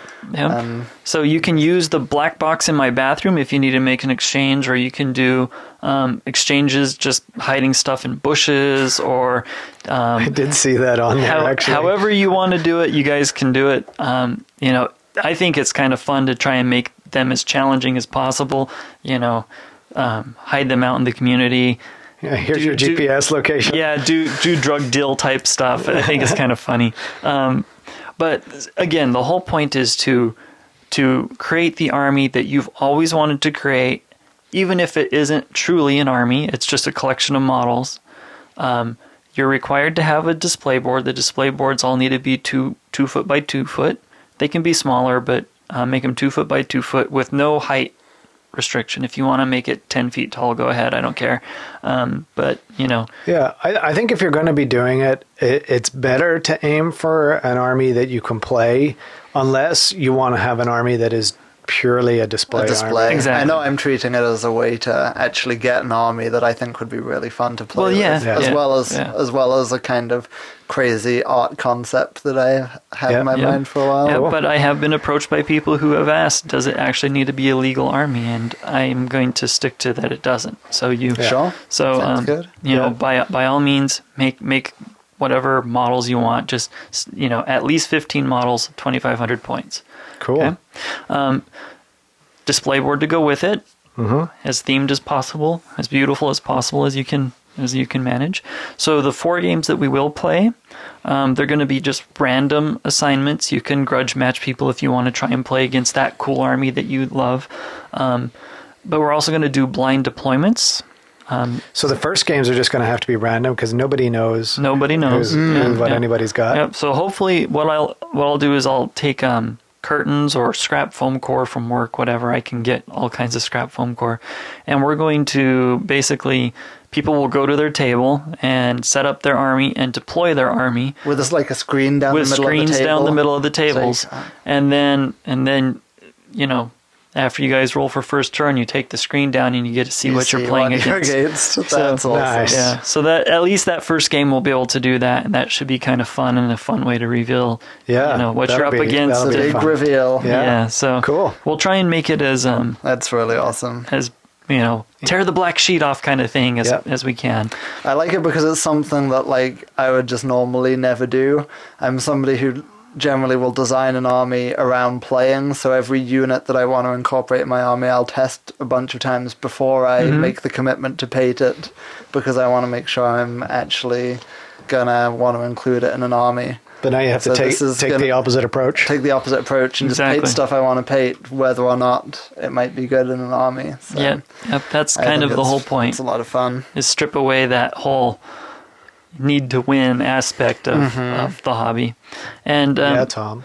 I think if it's successful, take that away and there's no hobby left. Yeah, if it's successful, I'm going to do this annually. I think that this would be something that I would love to continue, and I would like to do more just straight hobby events. You're just going to make us all drop $1,000 a year to do a new secret army every year. Well, it can be different people, or potentially I could run it if you want to do an army one year or whatever. Yeah, I could probably still do an army. Yeah, Jerk. God. Work one in. I'll just work an army in there somehow. And it'll be a horde army with 300 models. Probably. Some undead. Trying to do all I'll be negashing. I'll be negashing. More skeletons. Yeah, 2,500 points where you've got 2 Nagashes and a chariot. There you go. What's and then 12 skeletons. There you go. Right, 15 Nagash, models. the new Manfred, and a few skeletons. That's all I need. That's all I need.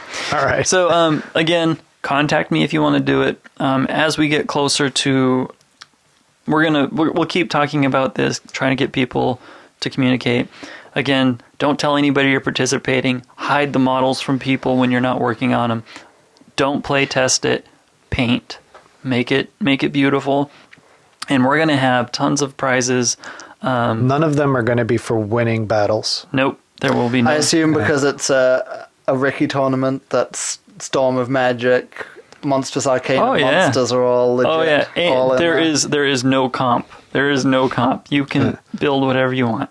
And it's not even going to have to be legal, so you can make whatever you want if it's beautiful. Yep. And if people I wouldn't care what people show up to the table. If I was going to play at this event, I wouldn't care. Just throw it on the table as long as it's at least 2,500 points and just push them forward.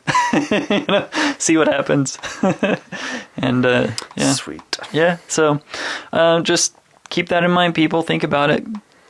Yeah. Your dreams are reality. So if you want to contact Ricky, you can get him at ricky@dimensionalcascade.com, and or you can contact him via our forums. If you just go to dimensionalcascade.com, Ricky is Zoxtile, Xoxtile, and either of those ways is a good way to get in touch and tell him you want to be taking part. Yep.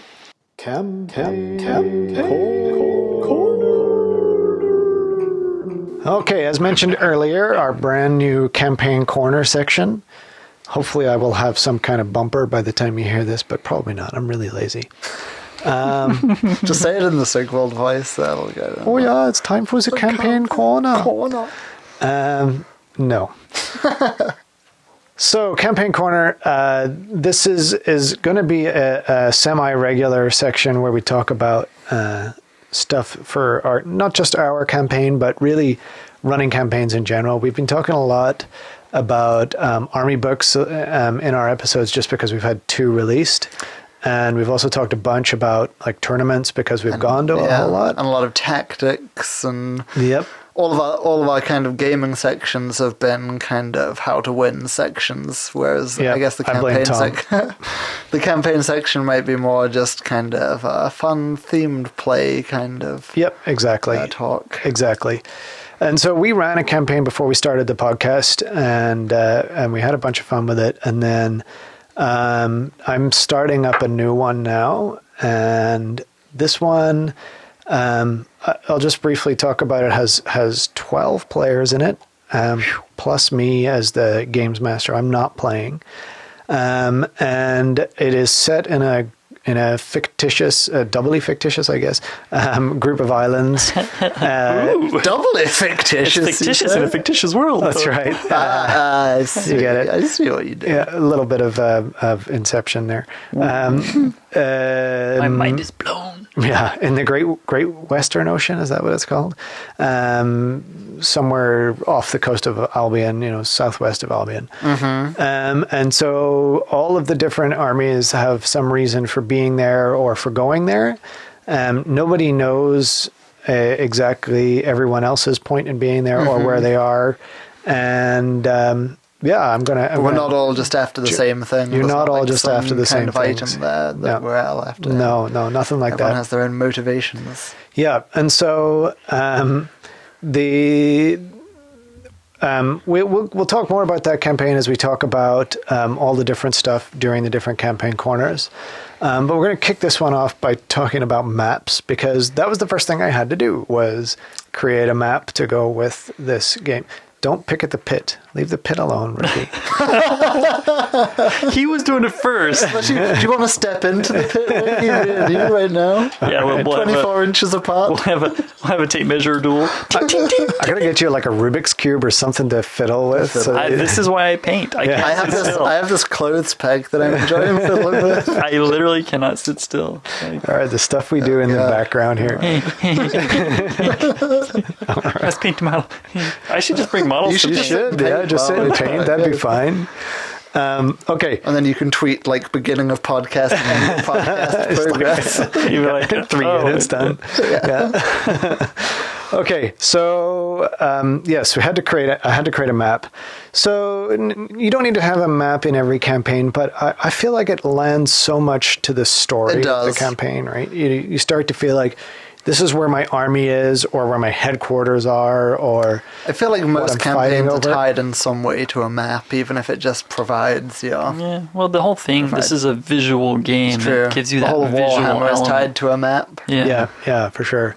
I think without a map, it just becomes like a league, or, right. You don't feel a sense of story in the same way. Mm-hmm. So our first campaign, we have 2 Mighty Empire sets that Ricky painted up. So Mighty Empires, if you don't know, the current version of Mighty Empires is a very simple set of campaign rules that come with about 48, I think, tiles. Sounds about right. And the tiles are mountains and rivers and various other bits and bobs on them, and they're hex. And you can combine them into a map, and you can paint them. They click together. They're 2-sided. Most of them are 2-sided, except the mountains. Yep. So you can have some variety. Yeah, and So we did that. The thing I didn't like about that was that the rules were, they actually kind of were independent of the map in some regards, right? The map was kind of like a way to represent score. It didn't feel like you were... it was. Yeah. You could attack anybody, no matter whether you were next to each other on the map. Yeah. The only thing that the map did was you couldn't conquer someone else's territory unless you were next to them on the map. Right, and you had to fight a battle against them to conquer the territory. So that's when it kind of started feeling a little more real. It's like, all right, now we're actually fighting this adjacent army over this bit of land. But in general, it didn't feel that tied to the map. Yeah, and by that stage, the campaign was almost over. Yeah, right. The rules said that once we had like 10 points, that was the game over. Yeah, that campaign went so fast. It did. Very fast. And I found you're right in that the campaign rules didn't really provide anything to make it feel any different from just a bunch of different games played in sequence. Yeah, because there was nothing to talk about, like what scenarios you should do or how many points or anything like that. And so the reason that I wanted to step in as Games Master for this one was to kind of change all of that, right? You know, some of the most interesting games I've ever played, like role-playing games or whatever else, have been the ones where you didn't necessarily know what you were shooting towards, right? You just had you had some motivation, and you followed that motivation, right? And so that's kind of what I've done with everyone. I've said, you know, tell me who your general is and what you're excited about in terms of, you know, in the campaign. Make up your own fluff. If you can't think of any, I'll help you out. And we now have 12 people with, I think we've got about 8 different armies represented. So we have some duplicates. Everyone has a different mission. Everyone actually has 2 or even 3 missions, like a primary, a secondary. And that's going to evolve over time. So we needed a setting to make that possible. Right. And then just going back, so another problem with the Mighty Empires was that there was a very clear, simple win condition that was the same for everybody.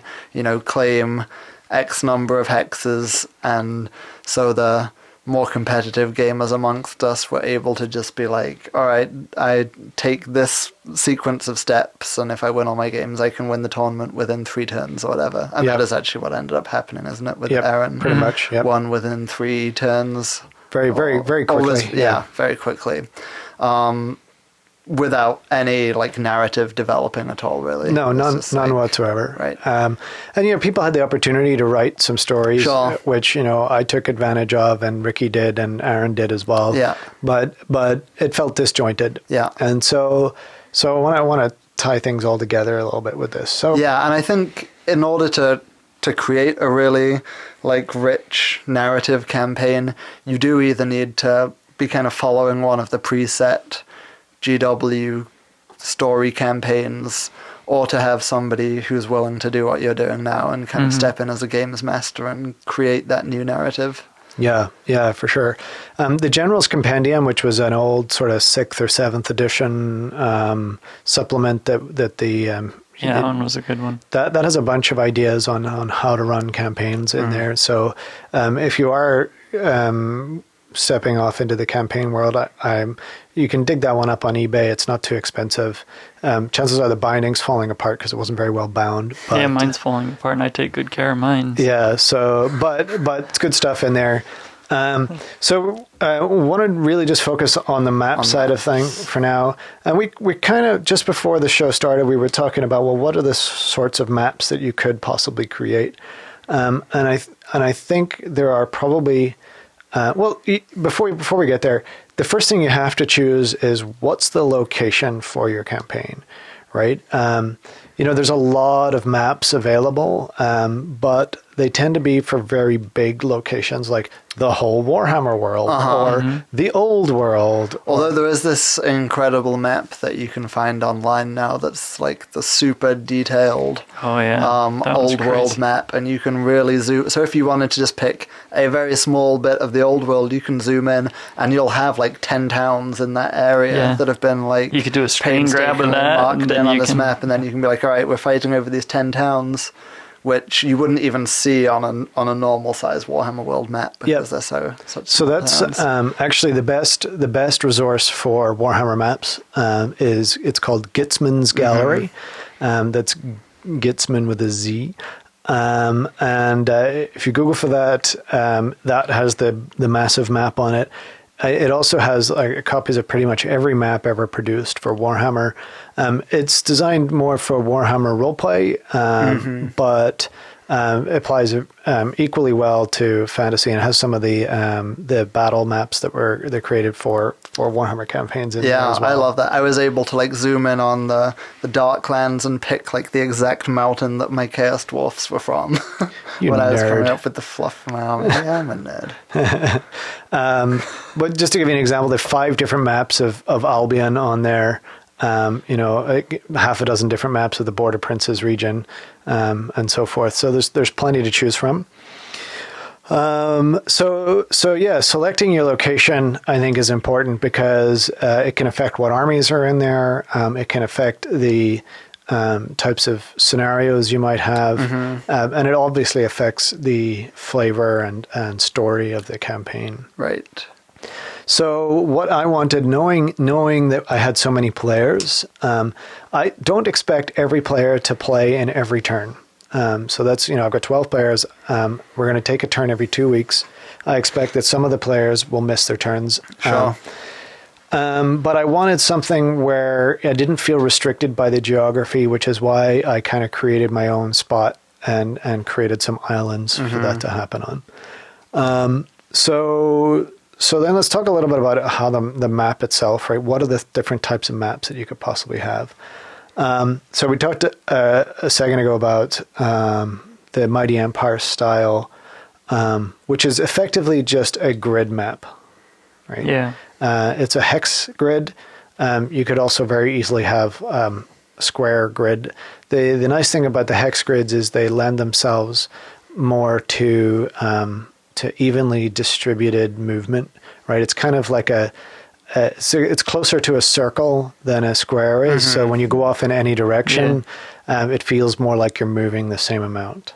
Right. But really, it's just a handy way to divide up a map. Actually, the downside of the hex grid, as I'm finding right now, is that it's very hard to label the grid. So if you have a square grid, you can just have, X and Y axis, and it's like, okay, you can plot it. But on a hex grid, you can't really do that quite the same. And so mostly what, So you're talking software now. Well, no, even just in general, it's like if you wanna distribute a map or refer to a location on the map, it's like, it's go around to this headland in the island, and then go to assign numbers 3 to hexes. each one. You could, but on a really big map, that's quite a lot of numbers. So I haven't done that yet. So that's kind of the hex map. I think then the other type of map that people have used before that I've seen is the quadrant map, right? So regions or the regions or sections or whatever you want to call it, where you've just taken a map and you kind of arbitrarily divide it up into areas. Yeah, or you might say, hey, this big area of plains would be a lot faster to move through, so that's all one area. And then this one little mountain pass would be one area. So it's different from the kind of very regular hex map in which you can be like, you have 3 movement points to use, and that's what you use to move between hexes. Whereas in the kind of quadrant map, things are different sizes, and it's harder to work out how things actually equate. Yeah. And that's what came with the General's Compendium, came with a map that was like that. Yeah. And I think the way that they did it was the roads... long and thin sections for each road. So representing the fact that if you controlled the road, you could move down that road very quickly. And the same for rivers. Yep. That's the way it worked. And then the bridges in the rivers became very important tactical points because... Crossroads and bridges. Yeah, the only way you could get across the river safely was if there was a bridge, which meant that there were a lot of battles. Fights over bridges. Which is awesome. Very accurate as well, right? Exactly, yeah. So I like the quadrant sectional map. It's harder to produce, I think, than a regular one because although there's a nice Border Princes one that you can just download and use. That's pretty cool if you don't mind fighting there. I think the reason that I didn't go with one like that for our campaign was because of the number of players. Right. So even looking at the Border Princes one, it's got about 100 sections. With 12 players, that means everybody's going to be pretty close to everybody Stepping else. on each other's toes Stepping pretty quick. very quickly. And what I actually needed was the ability for some people, for me to be able to say, oh, well, this turn they weren't playing because they were off on vacation or, I couldn't reach them for whatever reason. So, they've decided to go explore this other island and off they've gone, right? So I can take control of them and do something beneficial for them without it interfering with what everybody else is doing. Yeah. Right. So stuff like that was kind of what drove me away from the sectional. I think for like a 4-player game or a 5-player game, a sectional would be way better. Yeah, Right. for sure. So that's kind of the second one. Any other advantages or disadvantages? Have either of you played with a sectional map in a campaign before? Yeah. How did you find it? Well, like you were saying, we played it with a large number of players, and it was horrible because we were just instantly smashed into each other, and you were fighting the same people over and over and over and over, and that's one of the big disadvantages to map campaigns is you can end up fighting the same person over and over and over unless you figure out a way to work in alliances and things like that. So, Yeah, and so that's part of why I wanted to GM rather than to have a bunch of rules. I wanted people to be able to say, "Hey, I want to try this," and for me to be able to come up with a way for that to work. Yeah. And also part of the reason why I have things on islands is so that people can say, "Oh, you know what? I am really fed up fighting against these same 3 opponents. I want to go and try another island," and just get on their boats and disappear. Right. Yep. So there's that possibility as well, or to be spread out across, all of the islands. You guys don't know how many islands there are. One player knows how many islands there are. Whoa. Somebody's been exploring. So just to fill people in, we've all been provided with this kind of picture of the islands kind of shrouded in mist. We can see like whatever little corner of whatever island our faction has landed on. Yep. And I guess we're going to start exploring this week. Yep. There are more there. Yeah. There is one player who knows all of the whole map. And for some fluff reason. For some fluff reason. Yep. Yep. The original inhabitants of the islands. Maybe. Some kind of who lives near Albion? Famirs, right? Yeah, the undead. Anyway, so stuff like that will be revealed over the course of the campaign. We need to make an alliance with this person and purchase their maps. So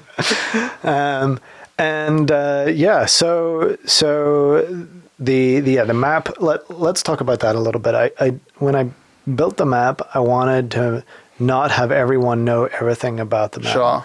Didn't make a lot of sense to me. This was supposed to be somewhere where none of the, or most of the armies had never been before. Right.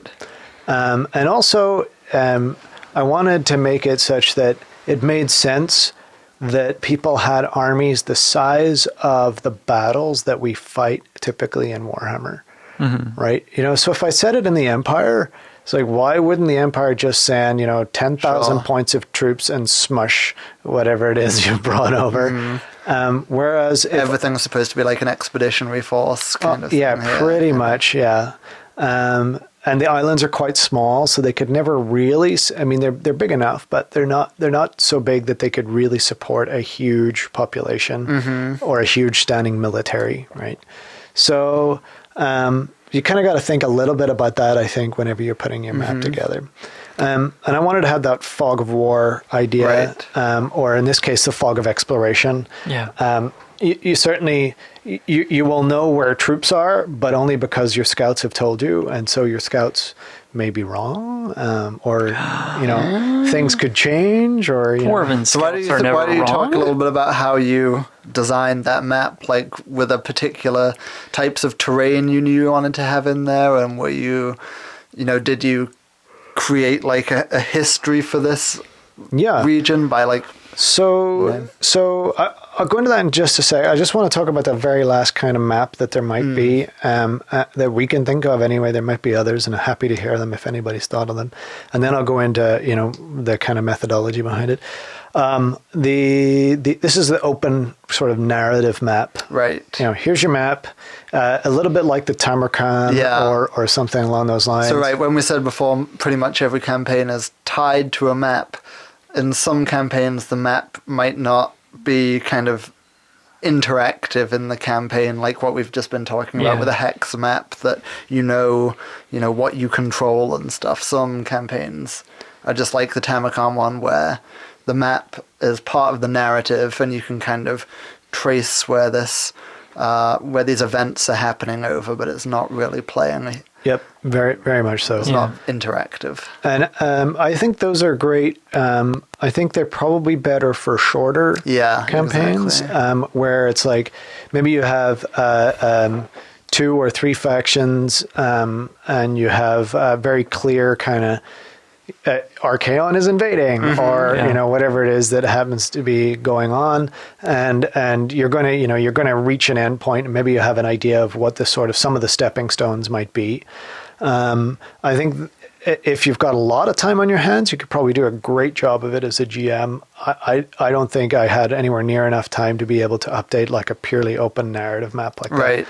So I went with the hex sort of map. So you were saying about how I went about designing what I wanted on it. Yeah. So I had to think a bit about how many islands was enough. How big did each island need to be in terms of hexes? Across, up and down. And how many miles was that going to roughly translate into, so that it made sense that the banner, any army that was in a certain hex couldn't see the army in the hex next door. Or maybe it just about could, because there were scouts or whatever else, but that was as far as your kind of your vision extended. And what would impact that and all that. So, and knowing what armies were going to be in the campaign also kind of affected it, right? So, we'll have a dwarf army and a chaos dwarf army. So there's got to be mountains, right? It just didn't make any sense for there not to be any mountains. And in general, we have, things that make battles more interesting. Got to be good physical features. So there's forests, there's rivers, there's lakes, there's towns, villages. So there is some kind of population who lives there. Yeah. On this island has an indigenous population. There is, and that's where that one player who knows stuff that's going on. I'm gonna post a little bit about sort of common knowledge, as much as anyone has of any of it. But I'm wondering, like, how much do you know about the map yet in terms of what exactly everything is, or are you just kind of gonna make it up as you go along? Like, have you decided this mountain has gold in it, if somebody mines here they get a load of money, this mountain has iron, if somebody mines here they get weapons, this is a very productive Don't tell him river. that. This is a productive lake for fishing in. He's or whatever. He's trying to get a feeler. I'm not trying to get information. I'm just trying to get a sense of like how much, how much I've done in advance. Right. Or if somebody's like, I'm going to try and like exploit this resource, and you're like, okay, this is what was there. Yeah. So just as you go along. So the short answer is I haven't done any of that kind of detail. But the longer answer is the way that I want to treat it is what makes a good story. Sure. So if someone comes to me and says, I want to go and chop down those trees so that I can build ships, I'm like, okay, you're going to spend a turn, a campaign turn, which is, probably a number of weeks or a month or something like that. Chopping down those trees, building some ships, I'm going to get them to make some kind of roll And that will judge, the quality of the ships that they've got based on the timber that they were able to get or whatever else, right? And likely the same thing's going to happen for people that want. Dwarves would have the perfect lumber, though. Do you think so? Yeah, and the perfect ships. Mm-hmm. Yeah. You want to build ships out of wood, though. However, if you're going to try and build ships in a month, you're going to have not so perfect lumber and not so perfect ships. You want to take You'd think, but we're dwarves. You want to take the 6 years that the dwarves would take. Cast iron ship. In like hundreds of years, my ship will be done. Yeah. So cast iron ship. Could you imagine? Yeah. So that's kind of where I'm going with it based on that. So you're not you're not doing anything that's going to restrict yourself in terms of what you can do later. No, exactly. To pursue the storyline. Yeah. So I have all the physical features drawn out and any of the important significant sites already mapped out. Mm-hmm. And people have either some tiny piece of the map or a reasonable chunk or the whole thing in the extreme case available to them. Everyone has a different set of missions and now they know what's going on. Pretty cool. The hobby horse. So I guess moving on to how to create maps, what did you use to run right into the hobby horse. It? So, I went through a whole bunch of different things with this because I didn't have a tool that, I could sit down and say, okay, generate me a map, click. Mm-hmm. I did download one of those tools. In fact, I downloaded a few. Turns out a lot of the good map making software seems to be Windows only and all written 10 plus years ago. But I did find a couple that were Java or so multi-platform or Mac specific. And I tried them all out. And a lot of them, I think, lend themselves more to like real-time strategy games and various other things. I'm not sure that necessarily they work well for Warhammer because they tend to generate too much landmass. And if you had that much landmass, it'd be very significant in the world. I didn't like the randomly generated randomly generated maps that they were producing. Use the Civ map generator. That'd be fun. Oh yeah, from Civilizations. Yeah, could use that. Because I remember making maps with that all the time. Yeah, that is actually a pretty cool map generator now that I think about it. Paint some trees in. Yeah. Paint some mountains in. The resource seeds. So before you even got to the software phase of this, did you sit down and just sketch some stuff out on paper as to how you would want things to look broadly? I did. And, I kind of came up with this idea for a group of islands and... archipelago. I wonder if they make a picture or a code. Maybe.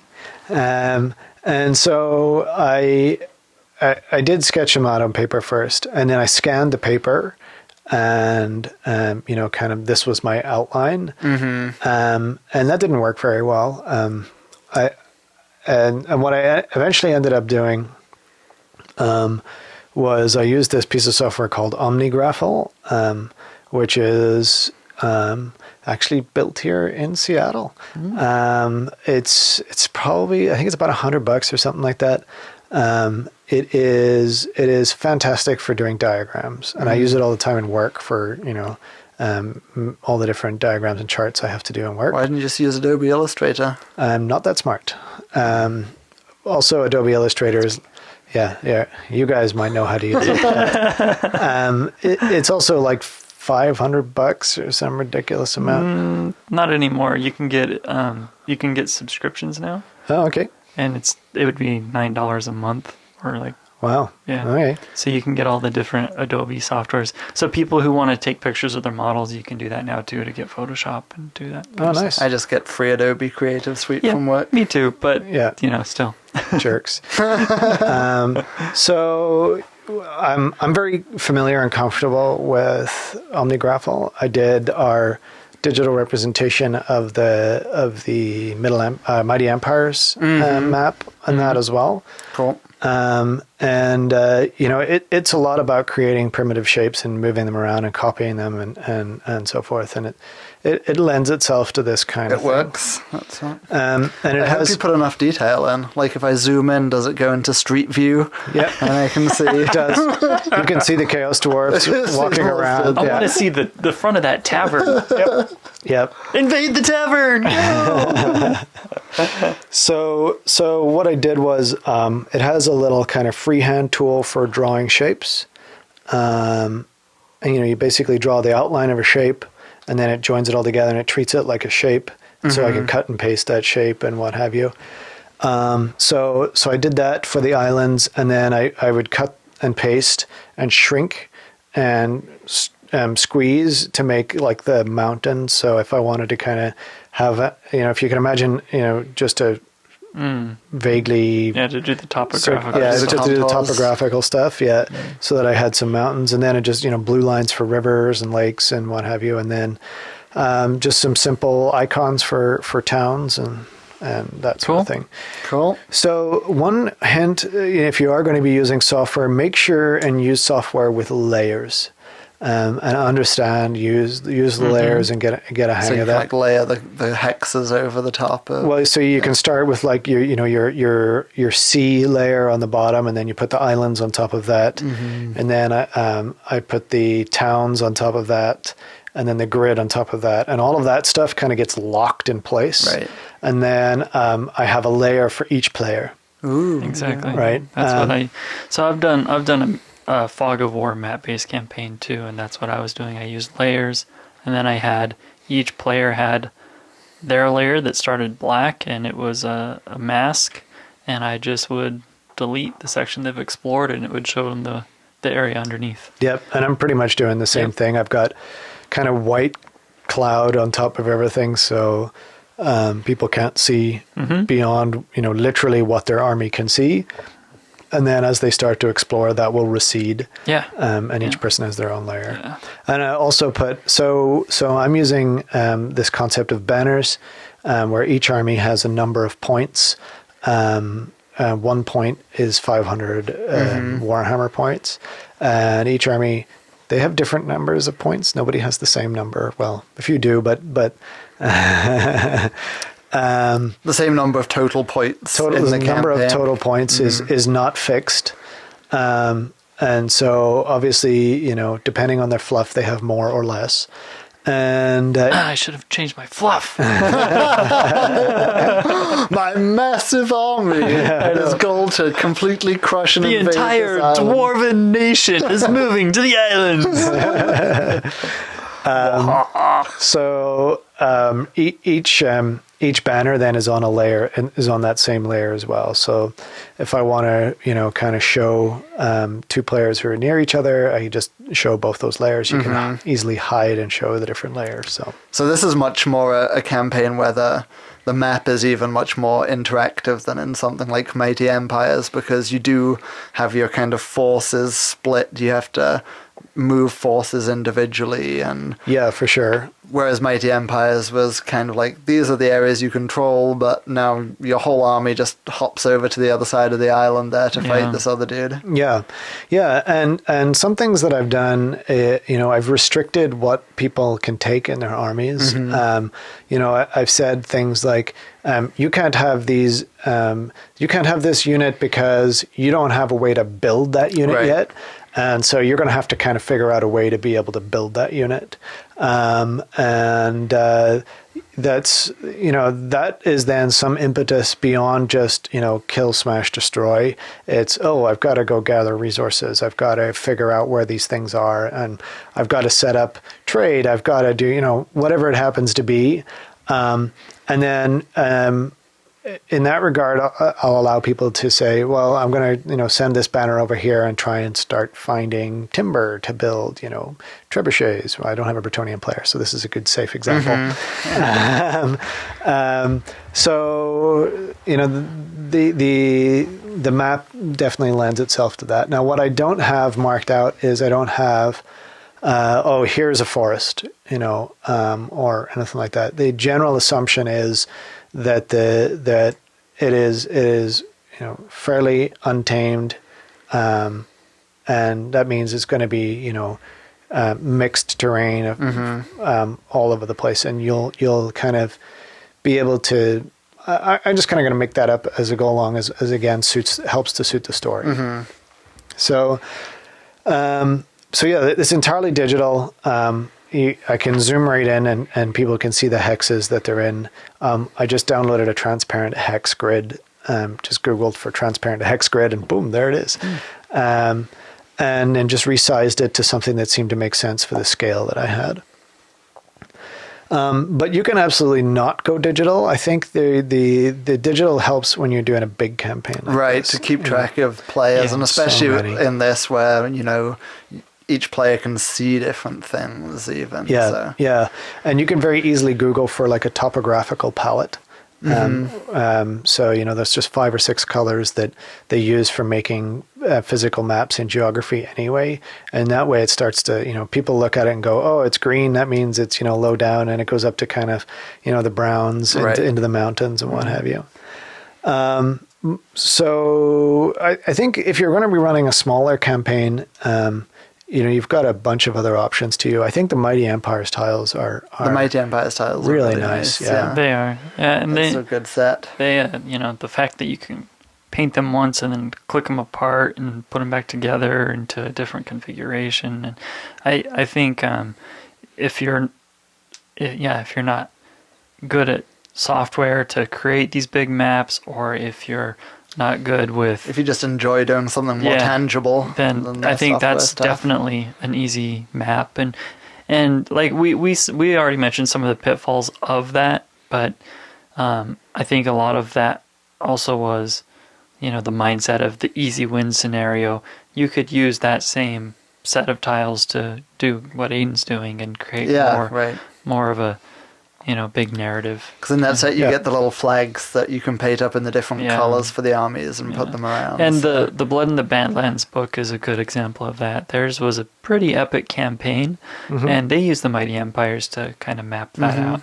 And I think it depends on how you want to run your campaign, right? I really wanted to have that fog of exploration and so forth. So that meant that I didn't want people to be able to come and look at a physical version of the map. Yeah. And definitely the physical version works out better, kind of as we discovered last time. If you have a small gaming group who meet up on a regular night or something and everyone's together, then having the physical map would be great, because, you can all see it together, work out what's going to happen. Yeah. Our campaigns seem to be, apart from the actual games themselves where people meet up, it's all generally done over the forum and via email and stuff. Basically, so in that case, having a physical map isn't that much of an advantage, because nobody can really get together and look at it. I painted it, we put it together, and then Aiden ended up digitizing it anyways, just so that everybody could so we could all kind of peruse it at our own time. Like you said, there were too many people to actually but absolutely, if you have a small group and you meet up in one spot, having the map there would be really cool, because you all arrive, look at the map, work out where things are happening this week. Yeah, for sure. And I think there's something visceral about actually putting your flag. Right. It's like Eddie Izzard says, you haven't conquered Do you have a flag? until you've got a flag. Yeah. So the other thing... We live here. Do you have a flag? So besides the digital and the tiles, then there's just straight up sitting down and drawing them and painting them out kind of maps. Or even just doing a giant printout of some map you find online. And a paper map for sure. I mean, that's kind of when you ask someone to envision a map, that's what they think of. Rolling a mighty chart. Yeah, there's some cool stuff you can do. There's a lot of antique maps that you can Google for and download, and just use that as kind of, hey, this is some section of the old world. Maybe it's counties somewhere in the old world or whatever. You can also there's a whole bunch. If you go to Cartographers Guild, I think it is .com, is a huge forum just of people who enjoy making maps, either for role-playing games or video games, or just because they're map nerds. There's a whole pile of software listed there, lots of finished maps. A lot of the time people just say, just credit me when you use it anywhere. So there's a lot of cool stuff there. Also, like tiles and textures and anything you want if you're building a digital one. So Yeah. I used to do a lot of map drawing back in the day. yeah. Back in my geologist days, all we would do is draw geological maps. Yep. I hope you've put accurate geology into your Yeah, I have. into your map. I have. Yeah. Of course. I have. Of course. Yeah. Yeah, there's rocks. So one other type of map is, I think, kind of the hobby orgasm map, which is, the 3D model that represents the area that you're playing in. The General's Compendium has a beautiful example of that, where I think it was like an 8x6 board that they built. It had mountains, it had a river running through it. It had towns, and then for the banners that it represented the armies, they would use the little War Master models and literally move them around the board like World War II generals pushing sticks, the big croupier stick, push my armies. You around. and everyone else, and that I think that really lends itself to the small, intimate gaming group, where it's like, this is you and your buddies, and you all do it as a hobby project every week. together. You build it up together because you're going to want to get your use out of that thing. Right. But that is something that those are going to be memories that you're going to have for a long time. You build something like that. So. If you do have something like that, please send me photos because I want to see it. That's incredibly inspirational, and always exciting to see people taking the hobby to an extreme degree. So, and then when you do have something like that, or you have the Mighty Empires or something, even if you just have a paper map to the right scale, there's a lot of cool things that you can start to do in terms of props to go with that, right? You can, in the digital world, all I've done is said to people, tell me the 2 colors for your army so that I can create like little shields and banners to represent them in the thing. But with those more hobby-oriented maps, you can then start to. There's lots of little cities and castles and various other things you can get from. GW does some. They have old ones that they used to do. There are, any number of manufacturers for little things like that. When somebody decides to cut a forest down for lumber, you can come along with the plastic cutters and just start. It'll be a couple years before those regrow.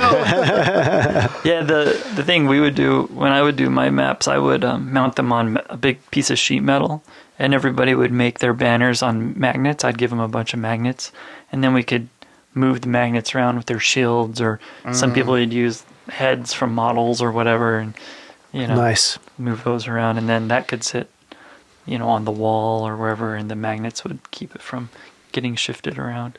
So that's very cool. What I haven't yet seen is some good software or a good website that makes it easier for you to actually run the campaign. There was supposed to be, the guys who make Army Builder were supposed to be making one, but I'm not sure if it ever truly happened or if it just turned into more of an RPG kind of thing. Yeah, there's a few that are RPG that maybe some of those might help. But, keeping track of, how many, obviously the campaigns are very kind of, specific depending on what rules you're using.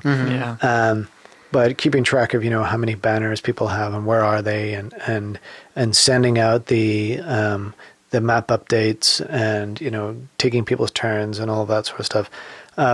I don't think there's an easy way to do that at the moment. Not really, no. There's a lot of manual labor involved. Yep. So I hope you buggers all appreciate what I'm doing. I've done it too. Like 6 players. I've done it too. No, I think the reason I didn't cap it at 6 players is because then it's a pain when one person's not able to play. Yeah, that's true. With the 12, it's like there's so much going on that if one person isn't there, it doesn't disrupt the whole group. It doesn't disrupt the whole campaign. And someone can drop out and it not really matter. And other people can join. And I don't mind. I think once it's flowing, it'll be pretty straightforward. And, I have an hour commute every day there and back. And when I'm on the bus, it's not too much of a big deal to just kind of update the maps and what have you. So that is kind of. Is there anything else we want to say about the hobby side of building maps No. for the campaign? Watercolors. Well, what? Watercolors. You like to draw them with watercolors? Yeah, watercolors and pens. I'll send PDFs to you to post up of. I have a big one for Tilia that's hex based, and the hexes are considerably smaller than normal because it was going to be a rather large number of players, and so that one has Tilia and some of the border princes a little bit, but it would technically have Skaven Blight on there too. So Cool. and then I also have a big Bretonnian one that I've made too, and that one has Athaloran and a little corner of the Empire, and then all of Bretonnia. I've seen that one. So Yeah, that's nice. I'll send you guys PDFs, and you can upload them so people can download them if they want to use them. Please do. Yeah. I'll throw them on the blog. Oversized meatball. And that also brings us to the end of episode 12. Like I mentioned earlier, if you want to tweet with us, you can get me at Cascade Podcast. Ricky is Ricky_Fisher. Tom doesn't tweet. It's stuck in the dark ages Yeah. still. You can follow us or like us on Facebook. Just search for the Dimensional Cascade Podcast. And I don't really bring anything to the table. I don't know why you guys keep me around still. Yeah, it's a mystery I to don't do me any too. tweeting. you don't even bring beer. I You don't paint models? I don't paint models. I don't do voices.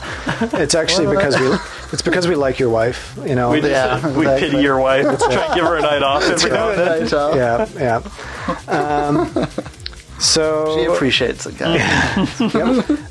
you can join the forums, dimensionalcascade.com, and or comment on the blog, which is dimensionalcascade.com/blog. And those are all the different ways to interact with us. You can send us email, whatever. There's plenty of ways. I think Make your own podcast and call us out on it. people have done that too. Yeah. But thanks very much for listening, and we will be back hopefully in a couple of weeks with another episode. Bye. Bye. Goodbye. Bye. But you hang up. No, you. You hang up. No, you hang up. You hang up. Okay, I'm muting you.